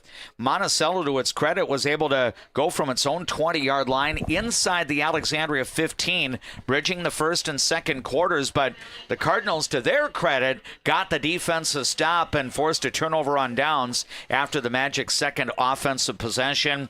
And then Alexandria churned out 89 yards in 14 plays. It was capped off by a Brody Berg 5-yard touchdown run with 2:02 to go in the first half. Jackson's extra point made it 14-0 for Alexandria. And then Monticello wasn't able to clock manage well enough as the Magic ended up getting one first down, but then punting the ball away. Alexandria got a chunk play on a pitch and catch, I believe covering 31 yards from Thompson to Gorghuber, and then back-to-back defensive penalties on Monticello, a pair of 15-yard walk-offs, and just like that, Alexandria has the ball in the Alex Rubbish and Recycling red zone. It took the Cardinals one play to score after that. Thompson's second touchdown toss of the night goes to Evan Clute for 16 yards. That came with 41 seconds to go. So, in essence, Alexandria scored 2 touchdowns in a span of 1:21, and Alexandria has the 21-0 lead after Daniel Jackson's third extra point of the game. So that's the scoring recap. Tim, I'm going to turn it over to you for a moment or two with some defensive numbers and maybe give us a sign of how much ball control Alexandria has had in this first half. Well, the game started out with each team having a short possession of just over a minute each and a punt, but then after that, the Cardinals have a sustained drive covering 7 minutes and 19 seconds, scoring a touchdown. Monticello followed that up, also had a sustained drive covering 7 minutes, but the Cardinal defense stood stout and didn't allow any points. Then the Cardinals come back with another sustained drive, score late in the second quarter there, with just before 2 minutes left in the half to score their touchdown, and then get that quick stop and call that timeout and force Monticello to punt, and as Dave mentioned, scored that last touchdown. So time of possession, Cardinals lead with 13.5 minutes as opposed to 10.5 minutes for Monticello. Tackling-wise, I've got Dean Lemke leading the way right now with 4 tackles, and then a whole host of teammates with a couple tackles each. Blake Scholl, Evan Zabel, Kyan Kramer, Brett Thornburg, Kyle Blankenship, Talon Witt, Trey Peffer, Dane Olson, and a tackle each for Jack Morris at Brady Berg and Mason Gorghuber. Very good. So those are some of the defensive numbers in the first half of play. Alexandria leading by a score of 21-0. Checking out some of the offensive numbers. Total snaps from scrimmage in the opening half, Alexandria had 33 snaps. Monticello had 26. Total yards in the first half, unofficial numbers here. Alexandria with 210 yards, Monticello with 100. First downs in the first half, the Cardinals doubling up the Magic there. 12 first downs for Alexandria, 6 for Monticello. On the first down breakdown, the Cardinals had 4 first downs rushing the ball, 8 through the air. Monticello, 3 first downs rushing, 2 passing, and 1 by defensive penalty. Now, you might say, okay, DMAC, you were just saying Monticello had 2 defensive penalties back-to-back for 15 yards. How come those aren't first downs? Well, Alexandria got a first down on the pass completion from Thompson to Gorghuber. You do not add first downs on the subsequent defensive fouls. So on that last drive right before halftime, the Cardinals had just 2 first downs, but that's that 30 yards in penalty yardage hidden after the first offensive first down by Alexandria in the opening half. The Cardinals ran the ball 14 times unofficially for 52 yards in the first half. Mac Height, the leading ground gainer, 31 yards on 11 carries. Chase Thompson, 1 rush for 10 yards. The Cardinals also had 1 touch there for Lucas Fernholtz, and he gained 6 yards. And then Brody Berg's only touch in the first half as a running back ended up being for a 5-yard score to cap off Alexandria's second series of the game. Through the air, Thompson completed 13 of 19 for 158 yards. No interceptions and 2 touchdowns. On the receiving end, Mason Gorghuber, 3 receptions for 53 yards. Evan Clute, 3 receptions for 56 yards. Klute had a touchdown reception, and Gorghuber had a touchdown reception as well. Mac Height out of the backfield, 4 catches for 18 yards. A couple of receptions for Thomas Hinrichs for 21 yards in tonight's game, and 1 catch for Mason Witt for 10 yards. The Cardinals committed 2 penalties that were accepted by Monticello for a loss of 16 yards. 1 punt for Daniel Jackson in the first half. That covered 44 yards. 3rd and 4th down efficiency in the opening half for Alexandria. The Cardinals did not attempt a conversion on 4th down, but on 3rd down, excellent. 5 out of 6 on 3rd down in the first 2 quarters of play. And those are some of the numbers for Alexandria. Monticello, 56 yards rushing, 44 through the air for the first half, total of 100 yards. The quarterback, Luke Emmerich, is the leading ground gainer. 7 carries for 21 yards. I believe he did get sacked 1 time, and that's reflected in his rushing yardage total. Through the air, Emmerich attempted 9 passes, completing 4 for 44 yards. 2 receptions were made by Jaron Schlungen for 36 yards. 1 catch for Garrett Bauer for 1 yard, and 1 reception as well for receiver Ethan Kuhn, and that was for 7 yards in the first half. The Magic ended up committing 4 penalties, 3 of which were accepted by Alexandria, and I think 2 of those were defensive penalties on Alexandria's 3rd scoring drive of the half. The Magic had 2 punts, averaging 39 yards in the first half of play for the punter, Brock Holthaus. 3rd down efficiency, the Magic were 2 of 6. 4th down efficiency, Monticello was 1 for 2. So those are some of the numbers offensively for the Monticello Magic. Alexandria led after 1 quarter, 7-0. The Cardinals scored all 14 in the second, and midway through this game, Alexandria leads in the Cardinals home opener over the visiting Monticello Magic 21-0. My thanks to Eldon's Fresh Foods for sponsoring our mid-game report. Tim Zupfer and yours truly, D-Mac. Dave McClurg will be back at Viking Bank Field in Alexandria. We'll describe the second half of Cardinal football on KXRA Radio, the Voice of Alexandria app, and live video stream as well on our YouTube channel after these words from our Cardinal Sports Boosters. What's your number? I drove 60 miles to get a great deal from Quality Toyota. I drove 45 miles to get a great deal from Quality Toyota.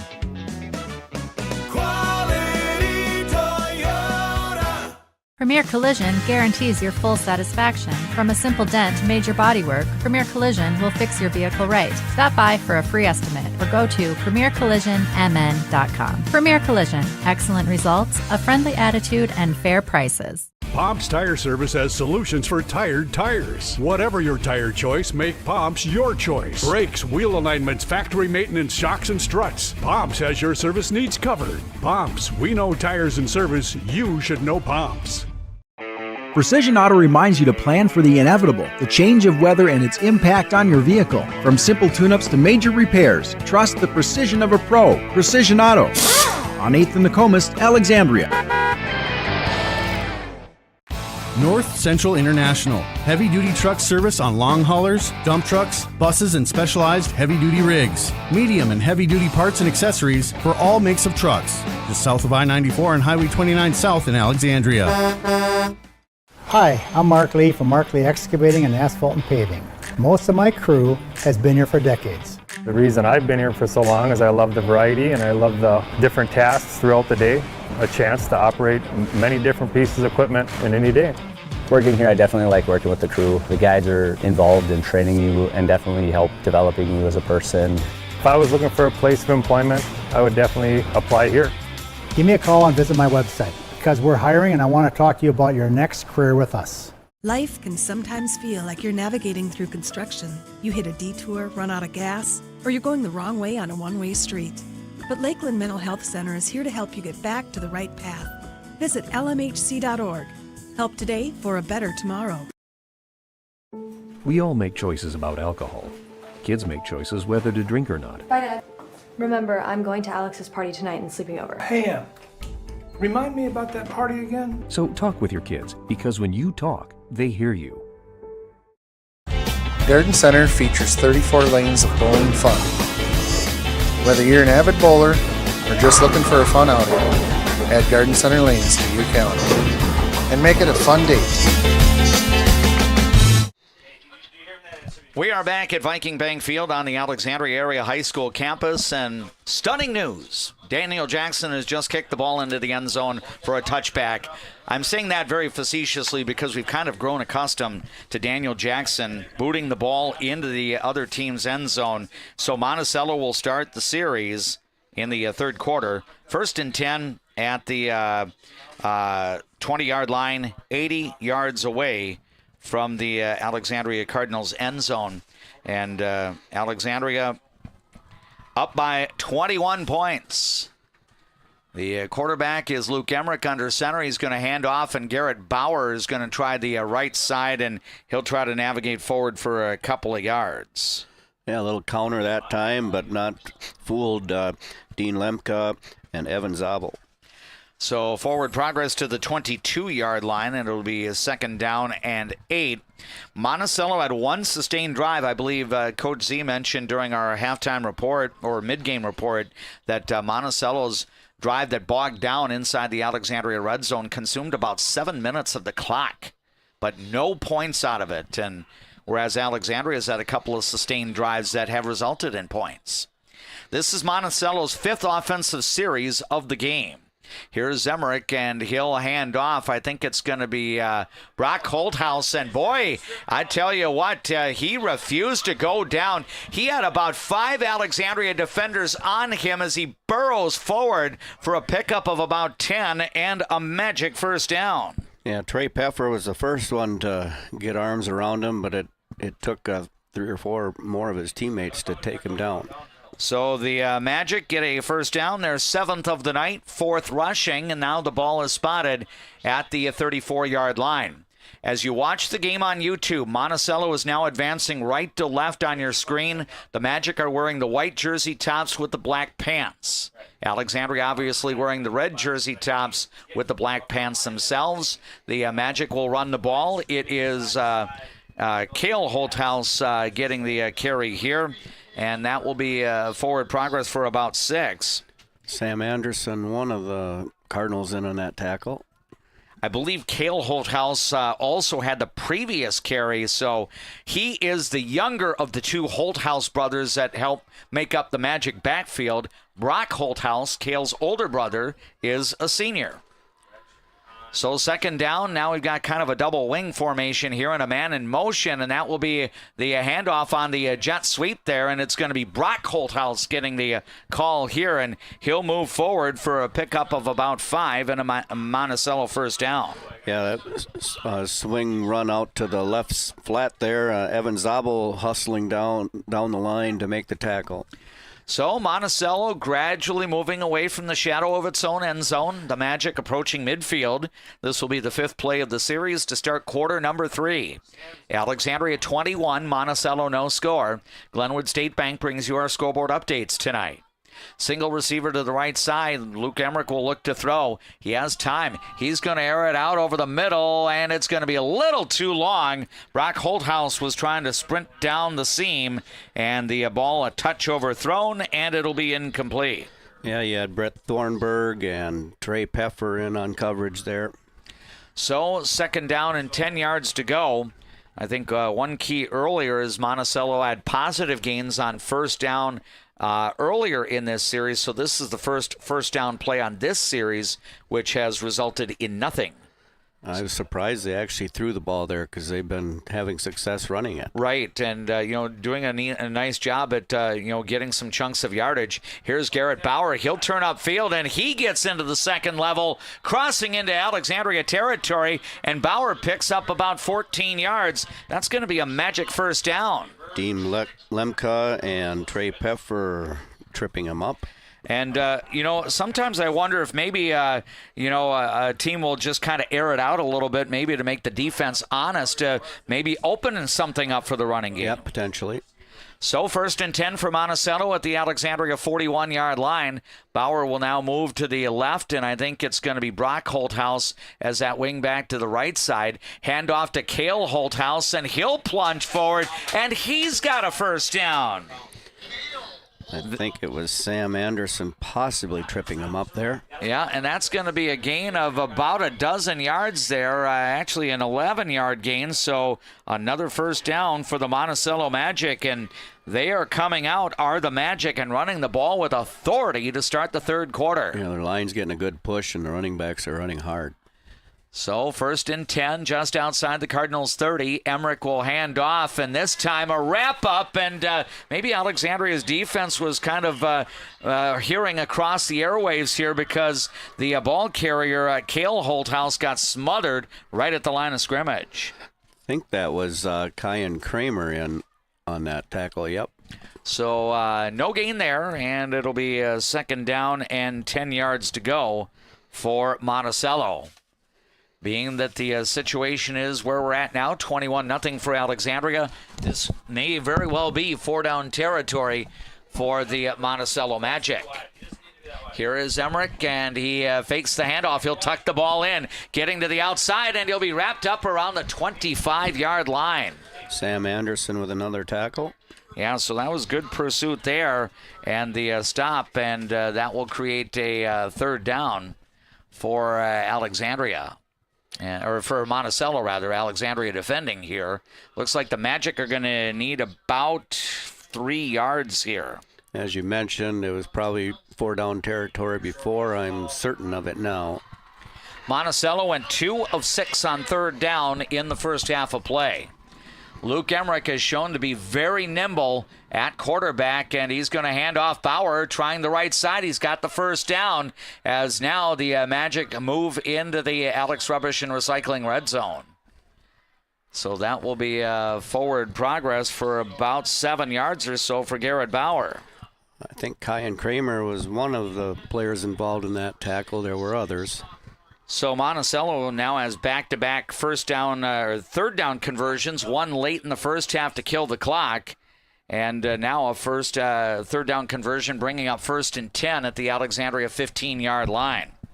All of the damage has been done on the ground in this series for the Magic. And here is Cale Holthaus, and he refuses to go down. He went behind the left side of his line. Isaac Holthaus and Julian Wana and center David Engel as well. And that will be a burst for a pickup of 12 and another Monticello first down.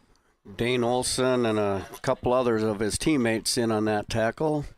6 first downs on this series, and Monticello is just 3 yards away from getting on the scoreboard for the first time tonight. Full house backfield behind the quarterback Emmerich, who's going to come under center here. And he is going to give off, and that is going to be Bauer, I believe, who gets into the end zone for the 3-yard touchdown run for the Magic. Boy, an impressive series for Monticello to start the second half of play. Whatever words of wisdom Andy Pierscala and his coaching staff had for Monticello, the kids have taken it to heart. That was a 12-play, 80-yard drive for a score. And now we've got Max Chard in to try the extra point. The snap is down, kick is up, and it is deflected. It's no good. Kyan Kramer breaking through and getting a hand on that. So the point after touchdown is partially blocked, and Monticello is down by 15. We'll take a 30-second break. We have 6:17 to go in the third quarter. We have new numbers on the Glenwood State Bank scoreboard in varsity football. Alexandria 21, Monticello 6.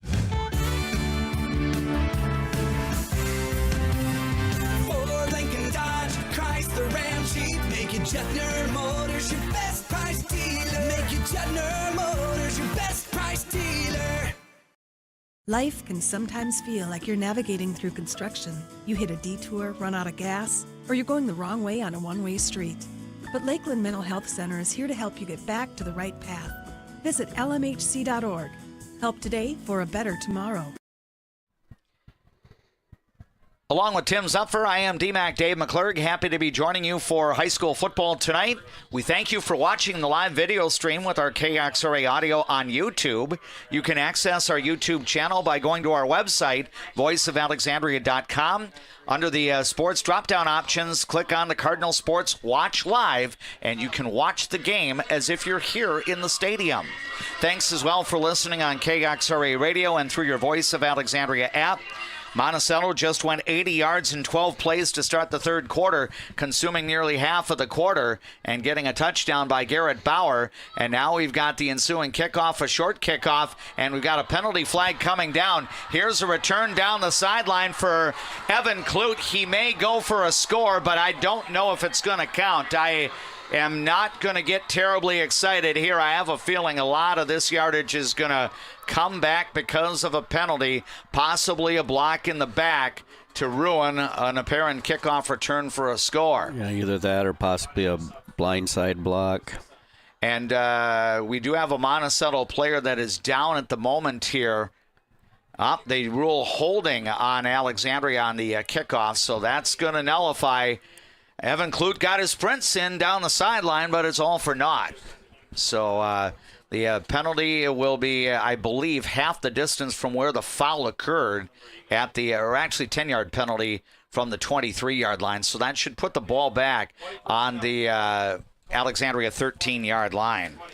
Unfortunate, that goes in the record books as a 10-yard penalty for holding, but it's almost like an 87-yard penalty because the kickoff return got wiped off the board. Yeah, they faked the reverse there on the kickoff, and he got a couple blocks. One of them was illegal, and then he had the whole sideline, and he had a whole host of players running with him, but all for naught. So the Cardinals start their first series of the third quarter, nearly halfway through the quarter. 1st and 10 at their own 13-yard line. 21-6, Alexandria in front of Monticello.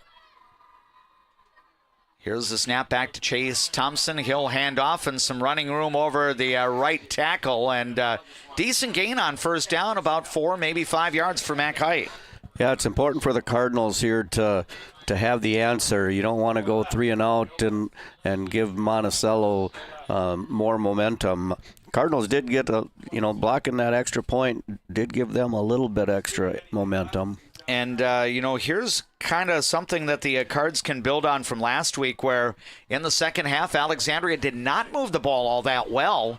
Only 30 yards of offense after halftime last week. Still, the Cardinals won 24-6. 2nd down and 6 yards to go for Alexandria. The Cards with the ball at their own 17. Here's a pass. Nice catch by Evan Clute. He caught it right near his waistline there. Turns upfield, and that's going to be a first down. Yeah, real nice pitch and catch there on a little slant to Evan, and he was about one step from breaking it. So that'll be a gain of 12 on the reception for Evan Clute. Chase Thompson now unofficially in the game, 14 for 20 for 170 yards and 2 touchdowns. Alexandria has just picked up its 13th first down of the night. Cardinals with the ball. As you watch on YouTube here, Alexandria is a team dressed in the red jerseys, black pants, advancing left to right on your screen. That's the case here in period number 3. Thompson looking to throw. Now he's flushed out of the pocket. He'll step, and he fires a little bit high.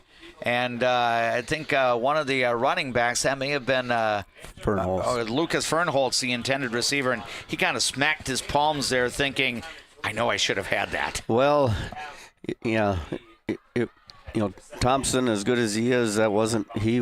I think Thompson would take credit for some of that too. The pass was just a little bit behind the receiver and a little high. Yep.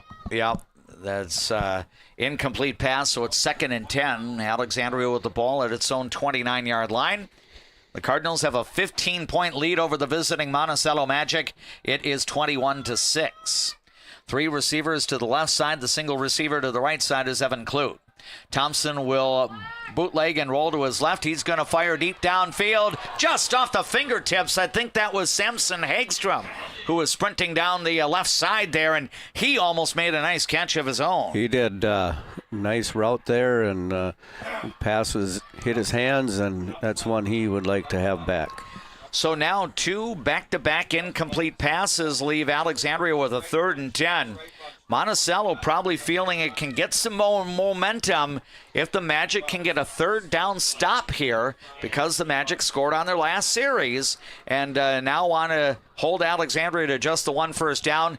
Cardinals have done well on 3rd down attempts so far, 5 for 6 tonight. See if they can get Gorhuber open this time. Yeah, he'd be a good target to find. Here is a good snap back to Thompson. Time to throw. He'll air it out left side. Thomas Hendricks is open. He's got the reception in Monacello territory, and the Cardinals once again convert on 3rd down. Boy, that was a beautiful pass, and Thomas doing a nice job looking it in and catching it. And he'll be sent out of bounds at the Monticello 40-yard line, so that's a pass completion of a little more than 30 yards there. 1st down for Alexandria. The Cardinals now 6 of 7 on 3rd down tonight. Yeah, big play to keep the offense on the field. So now Alexandria into opposing team's territory with 4:24 to go in the 3rd quarter, and Alexandria up by 15 points. 2 receivers on each side. Now a handoff.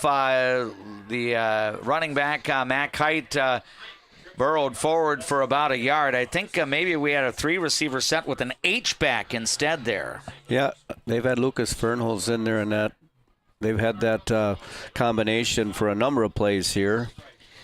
So that's a pickup of a couple of yards for running back Mac Height. 2nd down and 8 for the Alexandria Cardinals.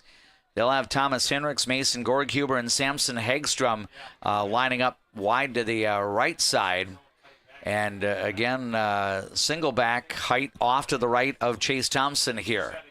And it's a handoff, and Height will have nowhere to go. He tried to get to the edge on the left, and Monticello's pursuit was excellent there, as I think you had Ethan Wilmert and others helping out on that stop. Yeah, they had the angles, the pursuit angles cut down completely on that.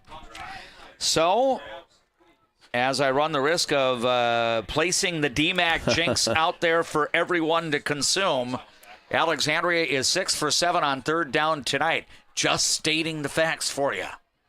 3rd and 11 here for the Cardinals at the Monty 41-yard line. Alexandria up 21-6.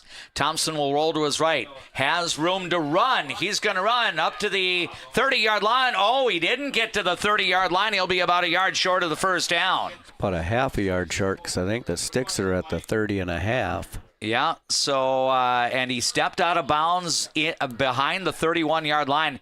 Tim, it almost looks like it's going to be about a full yard to go for a 1st down, but Daniel Jackson is going to come off the sideline here, so the Cardinals, similar to what they did at Chaska last week, might be looking to put some points on the board via the field goal. Yep, they're going to set up for a 48-yard field goal here.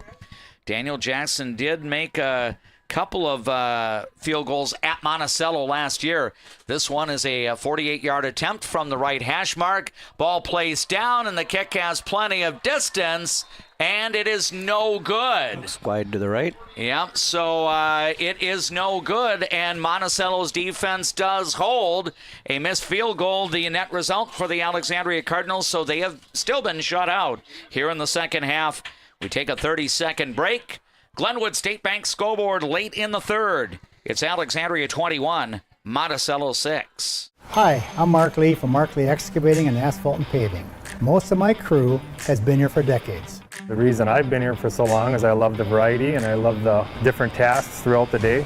A chance to operate many different pieces of equipment in any day. Working here, I definitely like working with the crew. The guys are involved in training you and definitely help developing you as a person. If I was looking for a place of employment, I would definitely apply here. Give me a call and visit my website because we're hiring and I want to talk to you about your next career with us. One of the variations of high school football, Daniel Jackson missed the field goal kick, but the ball did travel through the end zone, and because of the missed kick, Monticello's going to start at the 20-yard line. If this were college or professional football, the ball would have been moved out. In the NFL, it would have been moved out to the spot of the kick, but here, Monticello starts at the 20-yard line, and will try to get that downhill running going, similar to what the Magic were able to do on the last series. And the first touch is for the younger of the two Magic running backs, Cale Holthouse, and he picks up 9. And that was a tackle again by Sam Anderson. So Cale Holthouse now a little more than 5 yards per rush in tonight's game. Garrett Bauer scored the Monticello touchdown earlier in this third quarter. Alexandria led 21-0 at the half, but the visitors have gotten some momentum here in period number 3.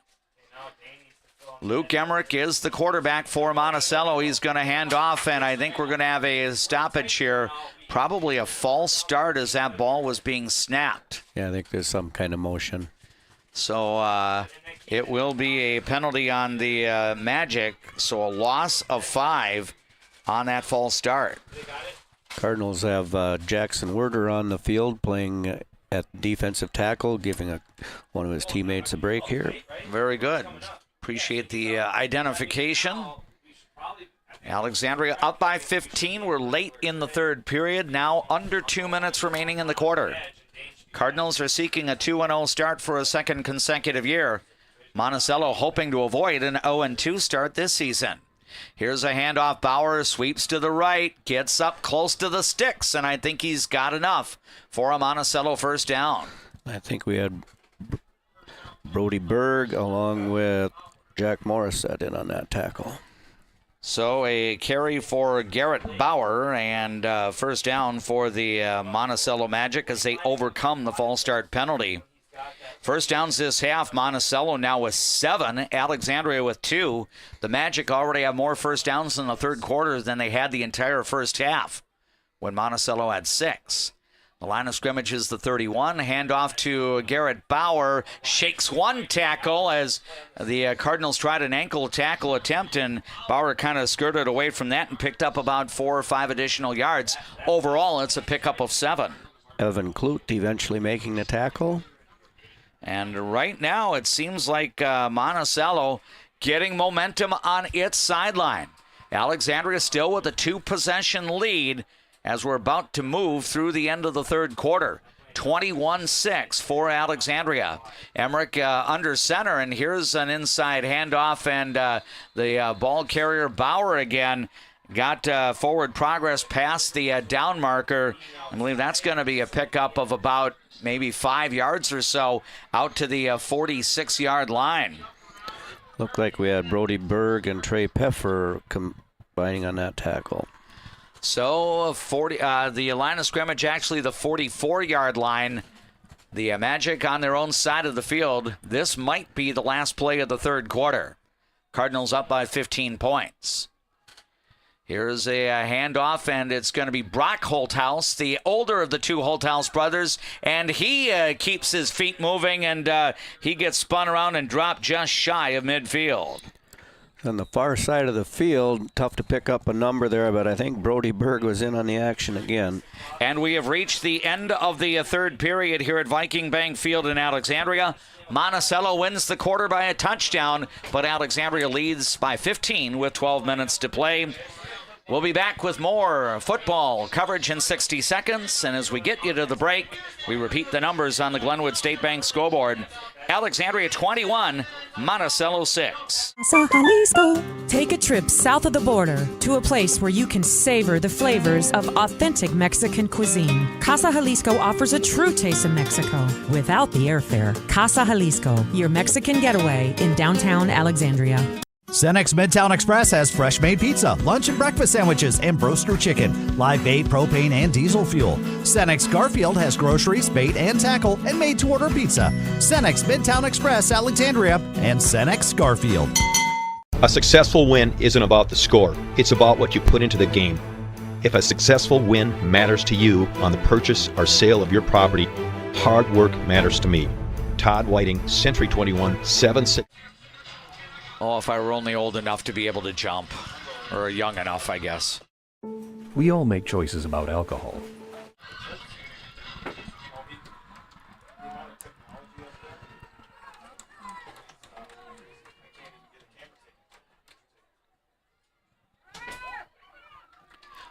We begin the fourth quarter, and Monticello is going to make a second down conversion into a first down as Cale Holthouse will advance the ball into Alexandria territory to the 45-yard line. It'll be a pickup of 6 yards. Brody Berg along with Dean Lemke on the tackle. So it's a 15-point Alexandria lead, 21-6. Monticello has scored a touchdown in the third quarter. The Cardinals missed a field goal. This is Monticello's 6th possession of the night. So it has not been a game of high possessions for either side. Here's quarterback Luke Emmerich looking to throw. He's going to air it out, trying to connect. It's going to be a jump ball and knocked away. Oh, what a defensive play there by the Cardinals. Evan Clute in the secondary against the receiver, Cole Mueller for Monticello. Yeah, Monticello decided to take a chance there, but good coverage the whole way by Evan Clute. Not a bad decision at all by Coach Andy Pierscala to kind of go up top. And again, you got the Cardinals kind of focusing on stopping the run. Now you're throwing a little wrinkle with a pass play. It wouldn't surprise me to see Emmerich handing off to some of those running backs here. So now we've got the handoff, and there is Cale Holthouse, and he is able to get into the second level. Drags Evan Clute along, and it's going to be a pickup of about 15 yards. Yeah, Evan Clute making the tackle well down the field after run around the right side there. Cale Holthouse is the younger of the two Holthouse brothers, and he's really piling up some yardage. He had just 15 yards on the ground unofficially in the first half, and he's got 70 yards of rushing since halftime. Monticello now spotting the football at the Alexandria 31-yard line, down 21-6. Here is a fake handoff, and Emmerich is going to tuck the ball in. Spins away from one defender. Tries to get to the outside. Now he's inside the 25-yard line, and he'll be bumped out of bounds, but that's still going to be a gain of about 8 or 9 yards. Yeah, he did a nice job with a stiff arm there and got through two of our tacklers. Dane Olson eventually forcing him out of bounds. So Monticello again getting positive yardage on first down. Second and very manageable here for the Magic as they possess the ball at the Cardinals 23. The momentum is definitely on the sideline of Monticello now, though Alexandria continues to hold the lead at 21-6. Here is a sweep, and getting to the sticks is the running back. I think that's going to be Cale Holthouse getting the call here, and it's Garrett Bauer. I'm sorry. Bauer gets the carry, and he's got 3 yards and a Monticello first down. Brett Thornburg in on that tackle. So the Magic continue to churn the ground game. 10 first downs this half by Monticello, and all have been on the ground. In a sense, it's been kind of like smash mouth football for the visitors, who were down 21-0 at the break. Now we've got a full house backfield trio behind the quarterback Emmerich here. And he's going to hand off, and there's Bauer trying the right side, and Alexandria did a nice job here minimizing that gain by Bauer, maybe a couple. Yeah, the interior of our defense, I think, led by Evan Zabel, initiating that tackle. Second down and 8 yards to go. The Magic now in the Alex Rubbish and Recycling red zone as we go under 10 minutes remaining in regulation time. Monticello 0-1 after a 14-7 home loss to Bemidji last Friday. Alexandria 1-0 following a 24-6 road win at Chaska 8 nights ago. Second down and 8. Emmerich will line up out of the shotgun here, and he's going to give off on the jet sweep attempt, and the Cardinals did a nice job at reading that well. It'll be a gain. I think that's Brock Holthouse, the older of the two running backs there, who gets the call, and gain of about 3, and that's going to bring up third down and 5. Sabo, Morissette, and possibly even Brody Berg in on that tackle. Alexandria trying to get some people around the ball. Monticello is 3 of 7 on third down tonight. 1 for 1 on third down this half. 5 yards are necessary for a Magic first down. They possess the ball at the Alexandria 15-yard line. It's the Cardinals 21, the Monticello Magic 6 early in the fourth quarter. Here's a fake handoff. Emmerich will tuck the ball in. He has nowhere to go. Tim, was that Kyan Kramer who made the initial penetration? It was. So a tackle there for no gain there by Luke Emmerich. In fact, I think he may have lost a half a yard. We'll put it as no gain on our sheet here. Fourth down, and this has to be a go-for-it situation for the Monticello Magic. Yeah, they're down 15. They need a touchdown. Yeah, what's really important, they need a touchdown and then some sort of conversion. If they score a touchdown and don't convert on the PAT attempt, it's still a 2-possession lead. Right. Fourth down and 6, and Emmerich will look to throw. Rolls to his left, still has the ball. He'll fire toward the end zone. It's a jump ball, and it's knocked away. The Cardinals defense makes a stand again inside the 20-yard line. Second time the Cards have turned Monticello over on downs tonight. 7:53 remains in the fourth quarter as we hear from one of our Alexandria Cardinal sports boosters. Glenwood State Bank scoreboard. Alexandria continues to hold the lead over Monticello, 21-6. North Central International. Heavy-duty truck service on long haulers, dump trucks, buses, and specialized heavy-duty rigs. Medium and heavy-duty parts and accessories for all makes of trucks. Just south of I-94 and Highway 29 South in Alexandria. Precision Auto reminds you to plan for the inevitable, the change of weather and its impact on your vehicle. From simple tune-ups to major repairs, trust the precision of a pro. Precision Auto. On 8th and the Comus, Alexandria.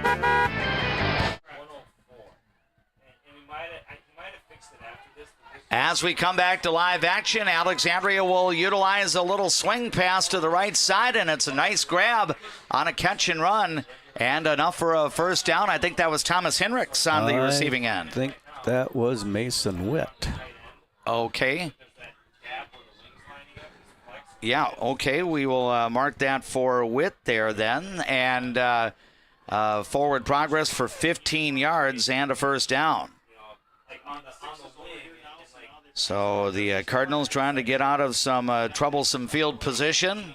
After Monticello had a lengthy drive, they got stopped on downs. Now the handoff, and Mac Height spins away from one would-be tackler and then churned forward and picked up about 5 yards overall. Yeah, very nice spinning out of that first tackle and getting good positive gain on first down. Now Alexandria will seek to control the football here, as Alexandria is in front 21-6, and the clock will definitely become an ally of the Cardinals with just over 7 minutes remaining in the fourth quarter.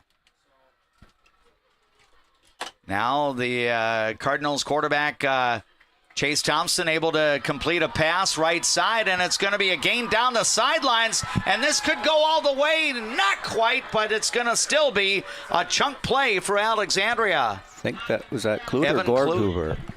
It was Evan Clute working down the right side there. So big pitch and catch, and now the Cardinals are in scoring territory themselves. Yeah, he did a real nice job. He broke the initial tackle and just about busted it all the way. And Alexandria now in the Alex Rubbish and Recycling red zone. Start seeing red with Alex Rubbish and Recycling. I believe that will be a gain on that last play of 53 yards. Here is a handoff, and Height has some room to run inside the seams, and he'll navigate down to about the 6-yard line before he is brought down, but healthy first down gain there for Mac Height. Yeah, the offensive line giving him a real nice hole there, and he picked up almost 8. Again, good core up front. Evan Zabel, Joe Martinson, Ashton Sladek, Dylan Gray, Jack Morissette, the main offensive lineman, tackle to tackle. Pickup of 8 yards on the last carry. So second down coming up. And now a pass right side. I think that may have been deflected by a Monticello defender. So it's going to be a third down here for the Alexandria Cardinals. Yeah, they had one-on-one coverage there and a quick slant, looking like they were trying to hit Samson Hagstrom. So third down and we'll call it 2, a long 2 yards for the Cardinals. They've got the ball out at the Monticello 6-yard line. Got trips left with Hinrichs, Gorghuber, and Evan Kloot. And a single receiver to the right side for Alexandria. And now Kloot goes widest left here. And it's going to be a handoff, height up the middle, spins around. He'll be very close to a first down if he didn't get it. My first blush here is that it's going to be very close, maybe a little bit short. I thought he had it, but the officials have the fist up for fourth down. All right, so they ruled right away fourth down and inches. Now, here I might be inclined. I know that Daniel Jackson can give you some points to make it an 18-point lead, but if you get the first down here, you run more clock, and again, the clock becomes more of your friend. Yeah, we got the H-back, fullback in there. I believe that would be Lucas Fernholtz to help provide some blocking there. Cardinals continuing to consume some clock here, and now we'll have a stoppage. Timeout, I believe, is going to be called by Alexandria before this fourth down play. Maybe the Cardinals brought the offense out with the implication that they would go for it to see what Monacello might try to scheme defensively. Let's see if in this timeout now Coach Empting changes his mind. If possible, the Cardinals do try a field goal, it would be from about 22 yards out, really, in essence, almost like an extra point, except it would be a placement of the ball closer to the left upright. And at this point of the game, Tim, in some ways, I want to see the Cardinals go for it because they can kill more clock. But if you bring the field goal out, or a field goal unit out, and Daniel Jackson kicks it through, well, you're back up to a 3-score lead. Yeah, but if you don't get the first down here, Monticello's got to go 96 yards, and you still got a 2-score lead. So the Cardinals will bring the offensive unit out on the field. This will be a go-for-it situation. Fourth down and less than a yard inside the Monticello 4-yard line.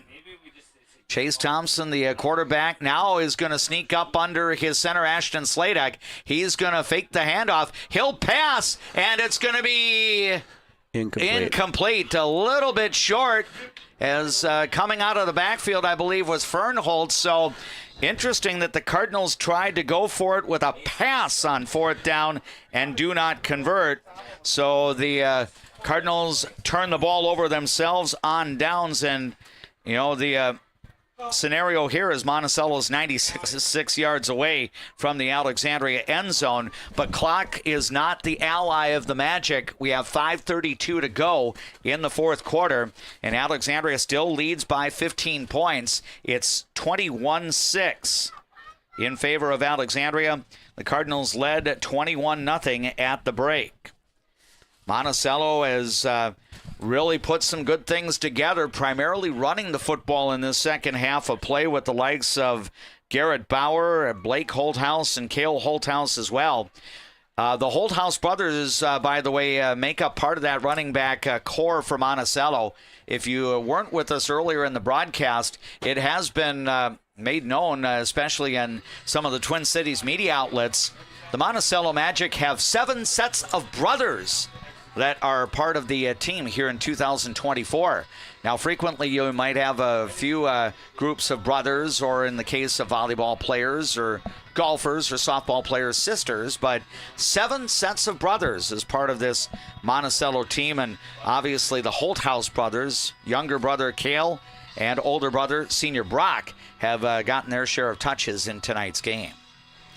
So the Magic will start near the shadow of their own end zone.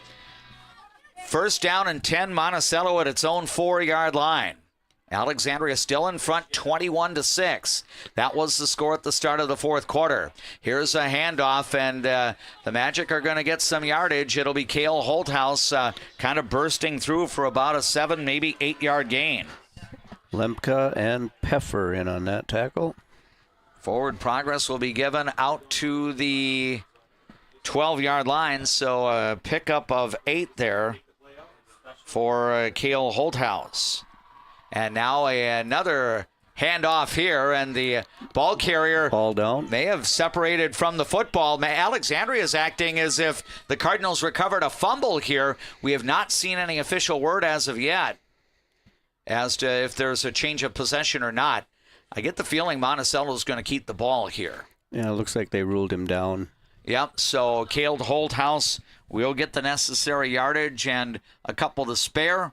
First down for the Magic at the 18-yard line, so that'll be a pickup of 6 for the sophomore running back, Cale Holthouse. Honestly, I wouldn't mind if Monticello has a bunch of 7 or 8-yard gains because these are going to take precious seconds off the clock. Although I'd be very happy if the Cardinals got a defensive stop or two. Here's Luke Emmerich throwing up for grabs, and it's going to be nearly caught, but it's going to be out of bounds, so incomplete. Gorguber on the coverage. So second down and 10 yards to go for Monticello as the clock stopped with 4:38 to go in period number 4. We had Jensen Martinson in for a few snaps there on the defensive line. Also, Jackson Werder was in. So second down, 10 yards to go. Monticello possessing the pigskin at its own 18-yard line. Alexandria 21, Monticello 6. Here's Emmerich looking to throw. It's a screen pass, incomplete. A little bit behind the intended receiver, Brock Holthouse there, and that's going to bring up third down. And that's going to, with the stoppage in play, allow me to let you know that you are connected to Alexandria Cardinal football coverage on People Radio, KXRA Alexandria. 1490 AM, 100.3 FM, 105.7 FM. Live audio through your Voice of Alexandria app, powered by Mission Mechanical, Plumbing, Heating, and Air Conditioning. And thanks for joining us tonight through our YouTube channel. Check out the connection to that on voiceofalexandria.com. 3rd and 10 for the Monticello Magic. Luke Emmerich looking to throw. Pass to the right side, a little high for the intended receiver, Brock Holthouse, and that will bring up fourth down. Brett Thornburg in on that coverage. So the Cardinals now force Monticello into a situation where the Magic might be forced to punt the ball away here. Although if you keep the offense on the field, you're asking a lot. Emmerich is 0 for 5 through the air this half, and I don't know if Monticello is going to be able to run for 10 yards here. I wouldn't be surprised if the quarterback doesn't try to do it with his feet. Well, let's see if you're prophetic on that there. So Monticello will go for it on 4th down and 10. Emmerich flushed out of the pocket. He's in trouble. Now back near the end zone. He's going to look downfield. Pass across the field. Incomplete. It fell short of the intended receiver, that being Garrett Bauer, and he would not have had enough yardage for the first down had he caught the ball. So Monticello is going to turn the ball over on downs on its own side of the field. Let's take a 30-second timeout. 4:13 remains, fourth quarter in prep football at Alexandria. On the Glenwood State Bank scoreboard, the Cardinals lead the Monticello Magic 21-6. We all make choices about alcohol. Kids make choices whether to drink or not. Bye, Dad. Remember, I'm going to Alex's party tonight and sleeping over. Hey, remind me about that party again? So talk with your kids, because when you talk, they hear you. At Erickson's, we're your go-to experts for your furnace, air conditioning, plumbing, and electrical. We have prompt and courteous service because your comfort is our commitment. Erickson's Plumbing, Heating, and Air. The Alexandria Cardinals try to utilize the running game, and Mac Height just got met right at the line of scrimmage. I believe it's the Magic's Eli Pedig who makes that stop there, and a timeout gets called. And Tim, was that Monacello that took the timeout on defense? Yes. Okay, so Monacello uses its first timeout. So both teams right now at the moment have 2 timeouts remaining. Tim Zuffer and yours truly, Dave McClurg, with the broadcast of Alexandria Cardinal football. Thanks to our support people, kind of the unsung heroes that are making our broadcast possible. Steve D is our KXRA studio engineer, doing all the right moves at master control at KXRA in downtown Alexandria. Upstairs on what has turned out to be a coolish autumn evening, Jack Jackson Boleen. We call him JP. He is running the camera for our live video stream of Cardinal football on our YouTube channel. You can go to voiceofalexandria.com. On the homepage, look for the sports options. Then you'll get a drop-down menu. To get to our YouTube channel, just click on Cardinal Sports Watch Live, and you can watch the game from your phone or personal computer. 2nd down and 9 after the Monticello timeout. Here's a pump fake by Thompson. Throw to the end zone, and it's going to be broken up. Thomas Hinrichs was the intended receiver for the Alexandria Cardinals, and on the pass breakup there was Luke Emmerich, and I believe he got recruited by the University of Wisconsin for his defensive prowess. Yeah, he made a nice rotation there from his safety position to make a play on the ball. 3rd down and 9 yards to go for Alexandria. You know, it wouldn't surprise me here, Tim, if the Cardinals maybe run the ball and force Monacello to spend that second timeout, and then maybe you trot Daniel Jackson out for a field goal if this doesn't result in a first down. I think there's a good chance of that. So Chase Thompson works out of the shotgun. He'll hand off as Brody Berg gets the carry. He cradles that football carefully, and he'll make forward progress down to about the 12-yard line. And I think the timeout is going to be called by Monticello. And that stops the clock with 3 minutes and 26 seconds to go in period number 4. The Magic will spend their second timeout. That gives Alexandria a little bit better field position for a field goal attempt. Daniel Jackson 0 for 1 on his field goal attempts tonight. He missed on a 48-yarder earlier this half. This would be a much more manageable kick, 30 yards, not all that much beyond an extra point. So a field goal, if made here by Daniel Jackson, would give the Cardinals a 3-possession advantage. And ironically, would put the scoreboard comparison number right where we were last Thursday at Chaska, 24-6. Well, I tell you, if we can win every game 24-6, that would be a very good season. Absolutely. I do believe the competition will get a little more formidable. I know St. Cloud Tech will host Alexandria next week at Tiger Stadium. We'll look forward to bringing you that game on, Friday the 13th, 7 o'clock kickoff down in the Granite City. Blake Scholl will be the snapper, Evan Clute the holder, and Daniel Jackson to try to put his foot on the ball from 30 yards out to try to pad the Cardinals' lead. Ball placed down, and the kick is up, and it is good. So the kick is good by Jackson with 3 minutes and 22 seconds remaining, and the Cardinals increase their lead on the Glenwood State Bank scoreboard. Now 24-6 for Alexandria.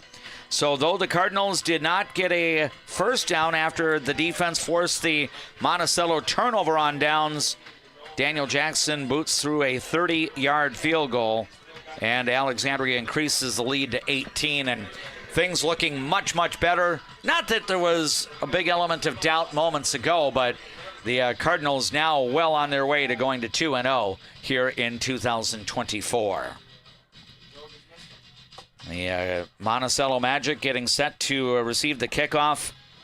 A total of 7 offensive possessions tonight for Alexandria. 3 touchdowns, 1 field goal, 1 missed field goal, 1 turnover on downs in Monticello territory, and 1 punt. And now a bouncing kick. This is bouncing back into the end zone. So this one did not go on the fly for a touchback, but still it ends up traveling the necessary 60 yards, and Monticello will start from its own 20-yard line. And this will be Monticello's 8th possession of the game. Tim, you know, we've seen some Cardinal football games in the past where we might have 12, 13, 14 possessions a game, but this has been a game, a little bit of ball control. Well, Monticello, I think, made up their mind to try to do it on the ground, and they've just run out of time here. Yep, time is the enemy of the Magic now with just 3:22 left. 1st and 10 for the Magic at the 20-yard line. And Luke Emmerich, as the quarterback, looking to throw. He'll pass right side. It's going to be caught, but very little gain. I think that was Brock Holthouse on the reception, and he may have picked up only a yard, if that. Brody Berg and also Talon Witt out there to make the play. So it'll be second down and 9 yards to go here for Monticello. Clock is on the move. Emmerich gets the snap, and now flushed out of the pocket, rolling to his right, and he'll run out of bounds. I don't think he got back to the line of scrimmage, so that will be a loss on the play. Forced out by Blake Scholl. So it'll be third down, and I think they're going to move the ball back to the 17-yard line, so a 4-yard loss on the keeper there for Luke Emmerich. So Monticello on third down in tonight's game is 3 out of 9. Clock is stopped, 3:19 to go in the fourth quarter. Here's Emmerich with some time to throw. Pass left side is going to be caught, and then the receiver gets spun out of bounds a little bit short of the first down. I think that's going to be Ethan Kuhn on the receiving end of the pass from Luke Emmerich. And Dane Olson in on the tackle. Was that their first completion? Second completion. They had that little pass a few moments ago. So that's right. Fourth down and 2, and Monticello is going to keep the offensive unit out there. They need to get a first down here. Otherwise, the Cardinals will get another turnover on downs. Luke Emmerich with some time. He's going to air it out. Interesting decision on fourth down, and this one will be overthrown by about maybe 5 yards, and the Cardinals will get the football back. And the offense will come back onto the field for the Alexandria Cardinals. So now the line of scrimmage will be the 28. Let's see if Mike Empting, the Cardinals coach, might bring some new faces into the game with 3 minutes and 8 seconds remaining. Cardinals up by 18 points. It is a 24-6 lead. We do have some different personnel in, although it looks like Chase Thompson still in at quarterback. No, I think they got most of their line in there. And receivers and so on still in the game. So Cardinals just looking to milk the clock and continue to hang on to the football. And here is a pitch to the left side, and Mason Witt makes the catch. Tiptoes along the sideline, navigates inside the 21-yard line. He'll be about 2 yards short of the first down, so short pass completion there for about 8, and Mason Witt did a nice job recognizing where the sideline was and staying in bounds. Yep, the little bubble screen to the left, they just kind of had Monticello outflanked there. So now we move under 2 minutes and 40 seconds remaining fourth quarter. Alexandria 24, Monticello 6. Our scoreboard updates being brought to you tonight by Glenwood State Bank. D-Mac and Tim Zuffer on the call. JP Boleen on the camera for our live video stream tonight on YouTube. Steve D, our KXRA radio studio engineer. Here's Brody Berg trying to get away from the defense, and he is not going to be able to escape the clutches of Andrew Matuska there. It will be no gain. Might have got half a yard. Yeah, that's about it. So third down and less than 2 here for the Alexandria Cardinals. Well, it's an extra play to get the first down. I think if we do, we can probably just about go into victory formation. Yeah, Monticello still, I believe, has a couple of timeouts remaining, but at least the scoreboard is indicating 2 timeouts here. So first down likely would wrap it up. Here's a handoff, and there's Matt Kite, and he will help to move the sticks as he navigated behind the left side of that O-line for the Alexandria Cardinals, and that should be the clincher there. Joe Martinson, Ashton Sladek, Evans Abel, that left side of the O-line, and they're able to make enough of a push, pick up of about 4 yards, actually about 5 there for Matt Kite, and first down for the Alexandria Cardinals. And now the Monticello's not using their timeout, so I think we can just run it or down it. In essence, take a knee, or maybe you'll have one handoff here, but Monticello not showing the urgency to stop the clock. I think they realize that the victory is soon to be in hand for Alexandria in its home opener. Stop here after a short gain by Matt Kite. Actually, I think he got stopped at the 16-yard line, so that will be no gain. Down to 40 seconds, and I believe the coaching staff has called for the victory formation here. Yep, so Alexandria will run one more play, and the Cardinals will have their second consecutive victory by an 18-point margin, and the score will be identical to the outcome in Chaska 8 days ago. Chase Thompson will genuflect here for a 2-yard loss, and that will be the last play of this evening's game. So Mike Empting's Alexandria Cardinals off to a 2-0 start here in the 2024 season. Alexandria, similar to last week at Chaska, got up 21-0 at the break. And similar to last week in Chaska, the Cardinals win by 18, 24-6. This one has gone final on the Glenwood State Bank scoreboard. That will do it for our play-by-play. If you're watching on YouTube, we invite you to stay right here. If you're listening on KXRA Radio or your Voice of Alexandria app, we invite you to stay right here as well. We've got the Juntner Motors postgame report straight ahead after these words from our Alexandria Cardinal Sports Boosters. You've seen them, craved them. You voted them the best. Their Smoke and Brews and Q's get their unreal smoked barbecue for catering, drop-offs, or events. Hi, this is Schmitty from Smoke and Brews and Q's. Our obsession is the meat, our passion is what makes it great. Getting in and out of the pharmacy is easy with Trum Drug's app, RX Local. Download the app, choose Trum Drug as your pharmacy, use it for medication refills and reminders. Trum Drug, locally owned, locally loved. I see generations who are passionate about what they did. I hope that I can leave a legacy of compassion for people and love for family and friends.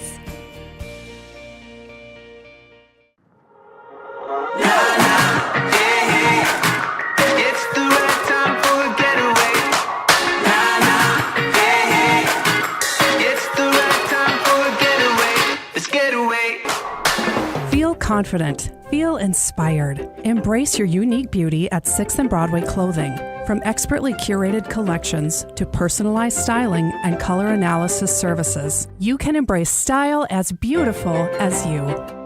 Enjoy life at the lake and work for a growing company that offers rewarding careers and cares about your well-being. Agard. We build cool machines and are hiring for multiple positions across the organization. Plus, no-cost health benefits for you and your family. Where you start today is not where you'll finish tomorrow. At Alexandria College, we know you have big plans for the future. Find your calling and be a legend. Get great service at Alexandria Motors. Serving your family for generations and generations to come. Stop in for a great deal on your next vehicle. Alexandria Motors. One low price, plain and simple, always. I'm a nurse at heart. I went into this to take care of other people. What we say as nurses and as teammates matters here. Come on over, you'll love it. You will get to experience so many things and help many people. Grow your savings faster with Bell Bank's new Elite Money Market Savings Account. Earn 4.33% annual percentage yield and access your cash when you need it. Switch to higher savings rates today. Visit Bell.bank to learn more. CM Woodworks produces high-quality cabinetry and furniture locally, right here in Nelson. See their showroom at 7300 39th Avenue Northeast in Nelson. CM Woodworks. Custom wood creations. Designed for beauty, built for life. Hi, Carl Qualley with Qualley Real Estate. Our business approach is based on what we call the 4 E's: experience, expertise, ethics, and energy. Qualities that led us to be voted best real estate company 3 years in a row. Find your real estate coach at Qualley Real Estate, where we protect your money. Football team is now at 2-0 in the 2024 regular season. Alexandria started off strong, scoring on the second series of the night. 3 successive touchdown drives to close out the first half had Alexandria up by 21 at the break. The Cardinals defense yielded 1 score as Monacello regrouped at halftime. Really did a nice job at kind of putting Alexandria's defense, pushing them back a little bit as the ground game got going for the Magic. But the net result was only 1 score. Alexandria twice defensively in tonight's game was able to stop Monticello on downs inside the Cardinal 15-yard line. One of those was in the first half. One of those was in the second half. And Alexandria wins its Week 2 game by an identical score to Week 1. Alexandria 24, Monticello 6 tonight at Viking Bank Field. Along with Tim Zupfer, I am DMAC, Dave McClurg, welcoming you to our Juttner Motors post-game report. And Tim, I think this Week 2 matchup had some similarities to Week number 1 in terms of the flow of the game, how the score got built up, and ultimately the final result. But yet, I think the Cardinals achieved the result in a few different ways this week. Yeah, the defense kind of in both games, a little bit of bending, but not breaking. 2 games in a row holding the opponent to 6 points. You got to be pleased with that. Not only, you talked about turning them over on downs. They were able to do that Monticello's last 3 possessions in a row. So Monticello only having 1 possession scoring points. So the fact that they built up that nice lead in the second half, Monticello, eating up as much time as they did, but not coming away with points, kind of did them in. Yeah, ultimately, Monticello would probably have a similar number of snaps in tonight's game. And, first down numbers, I think, for a second consecutive week, Alexandria got out first downed by the opponent. But there is another sign that the Cardinals' defense will yield some yardage, but they're not yielding big plays to the opposing team's offense. Chaska had 1 explosive play last week, and then as I'm just kind of looking down on my score sheet, I think Monticello had a 21-yard run in tonight's game, also a 29-yard pass completion. But other than that, the Cardinals defensively made the Monticello Magic earn the yardage in the game, and ultimately Monticello only found the end zone 1 time, and the Cardinals get the victory by a final score of 24-6. So 1 quarter of the way through the regular season, the progress has been good for the defending Section 8 champions in Class 5A football.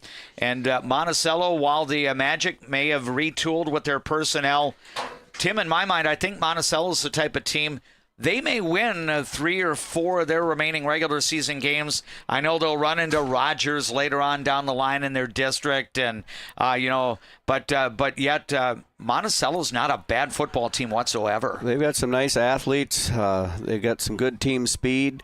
They're able to move the ball on the ground. Probably their biggest Achilles heel is the lack of a passing game.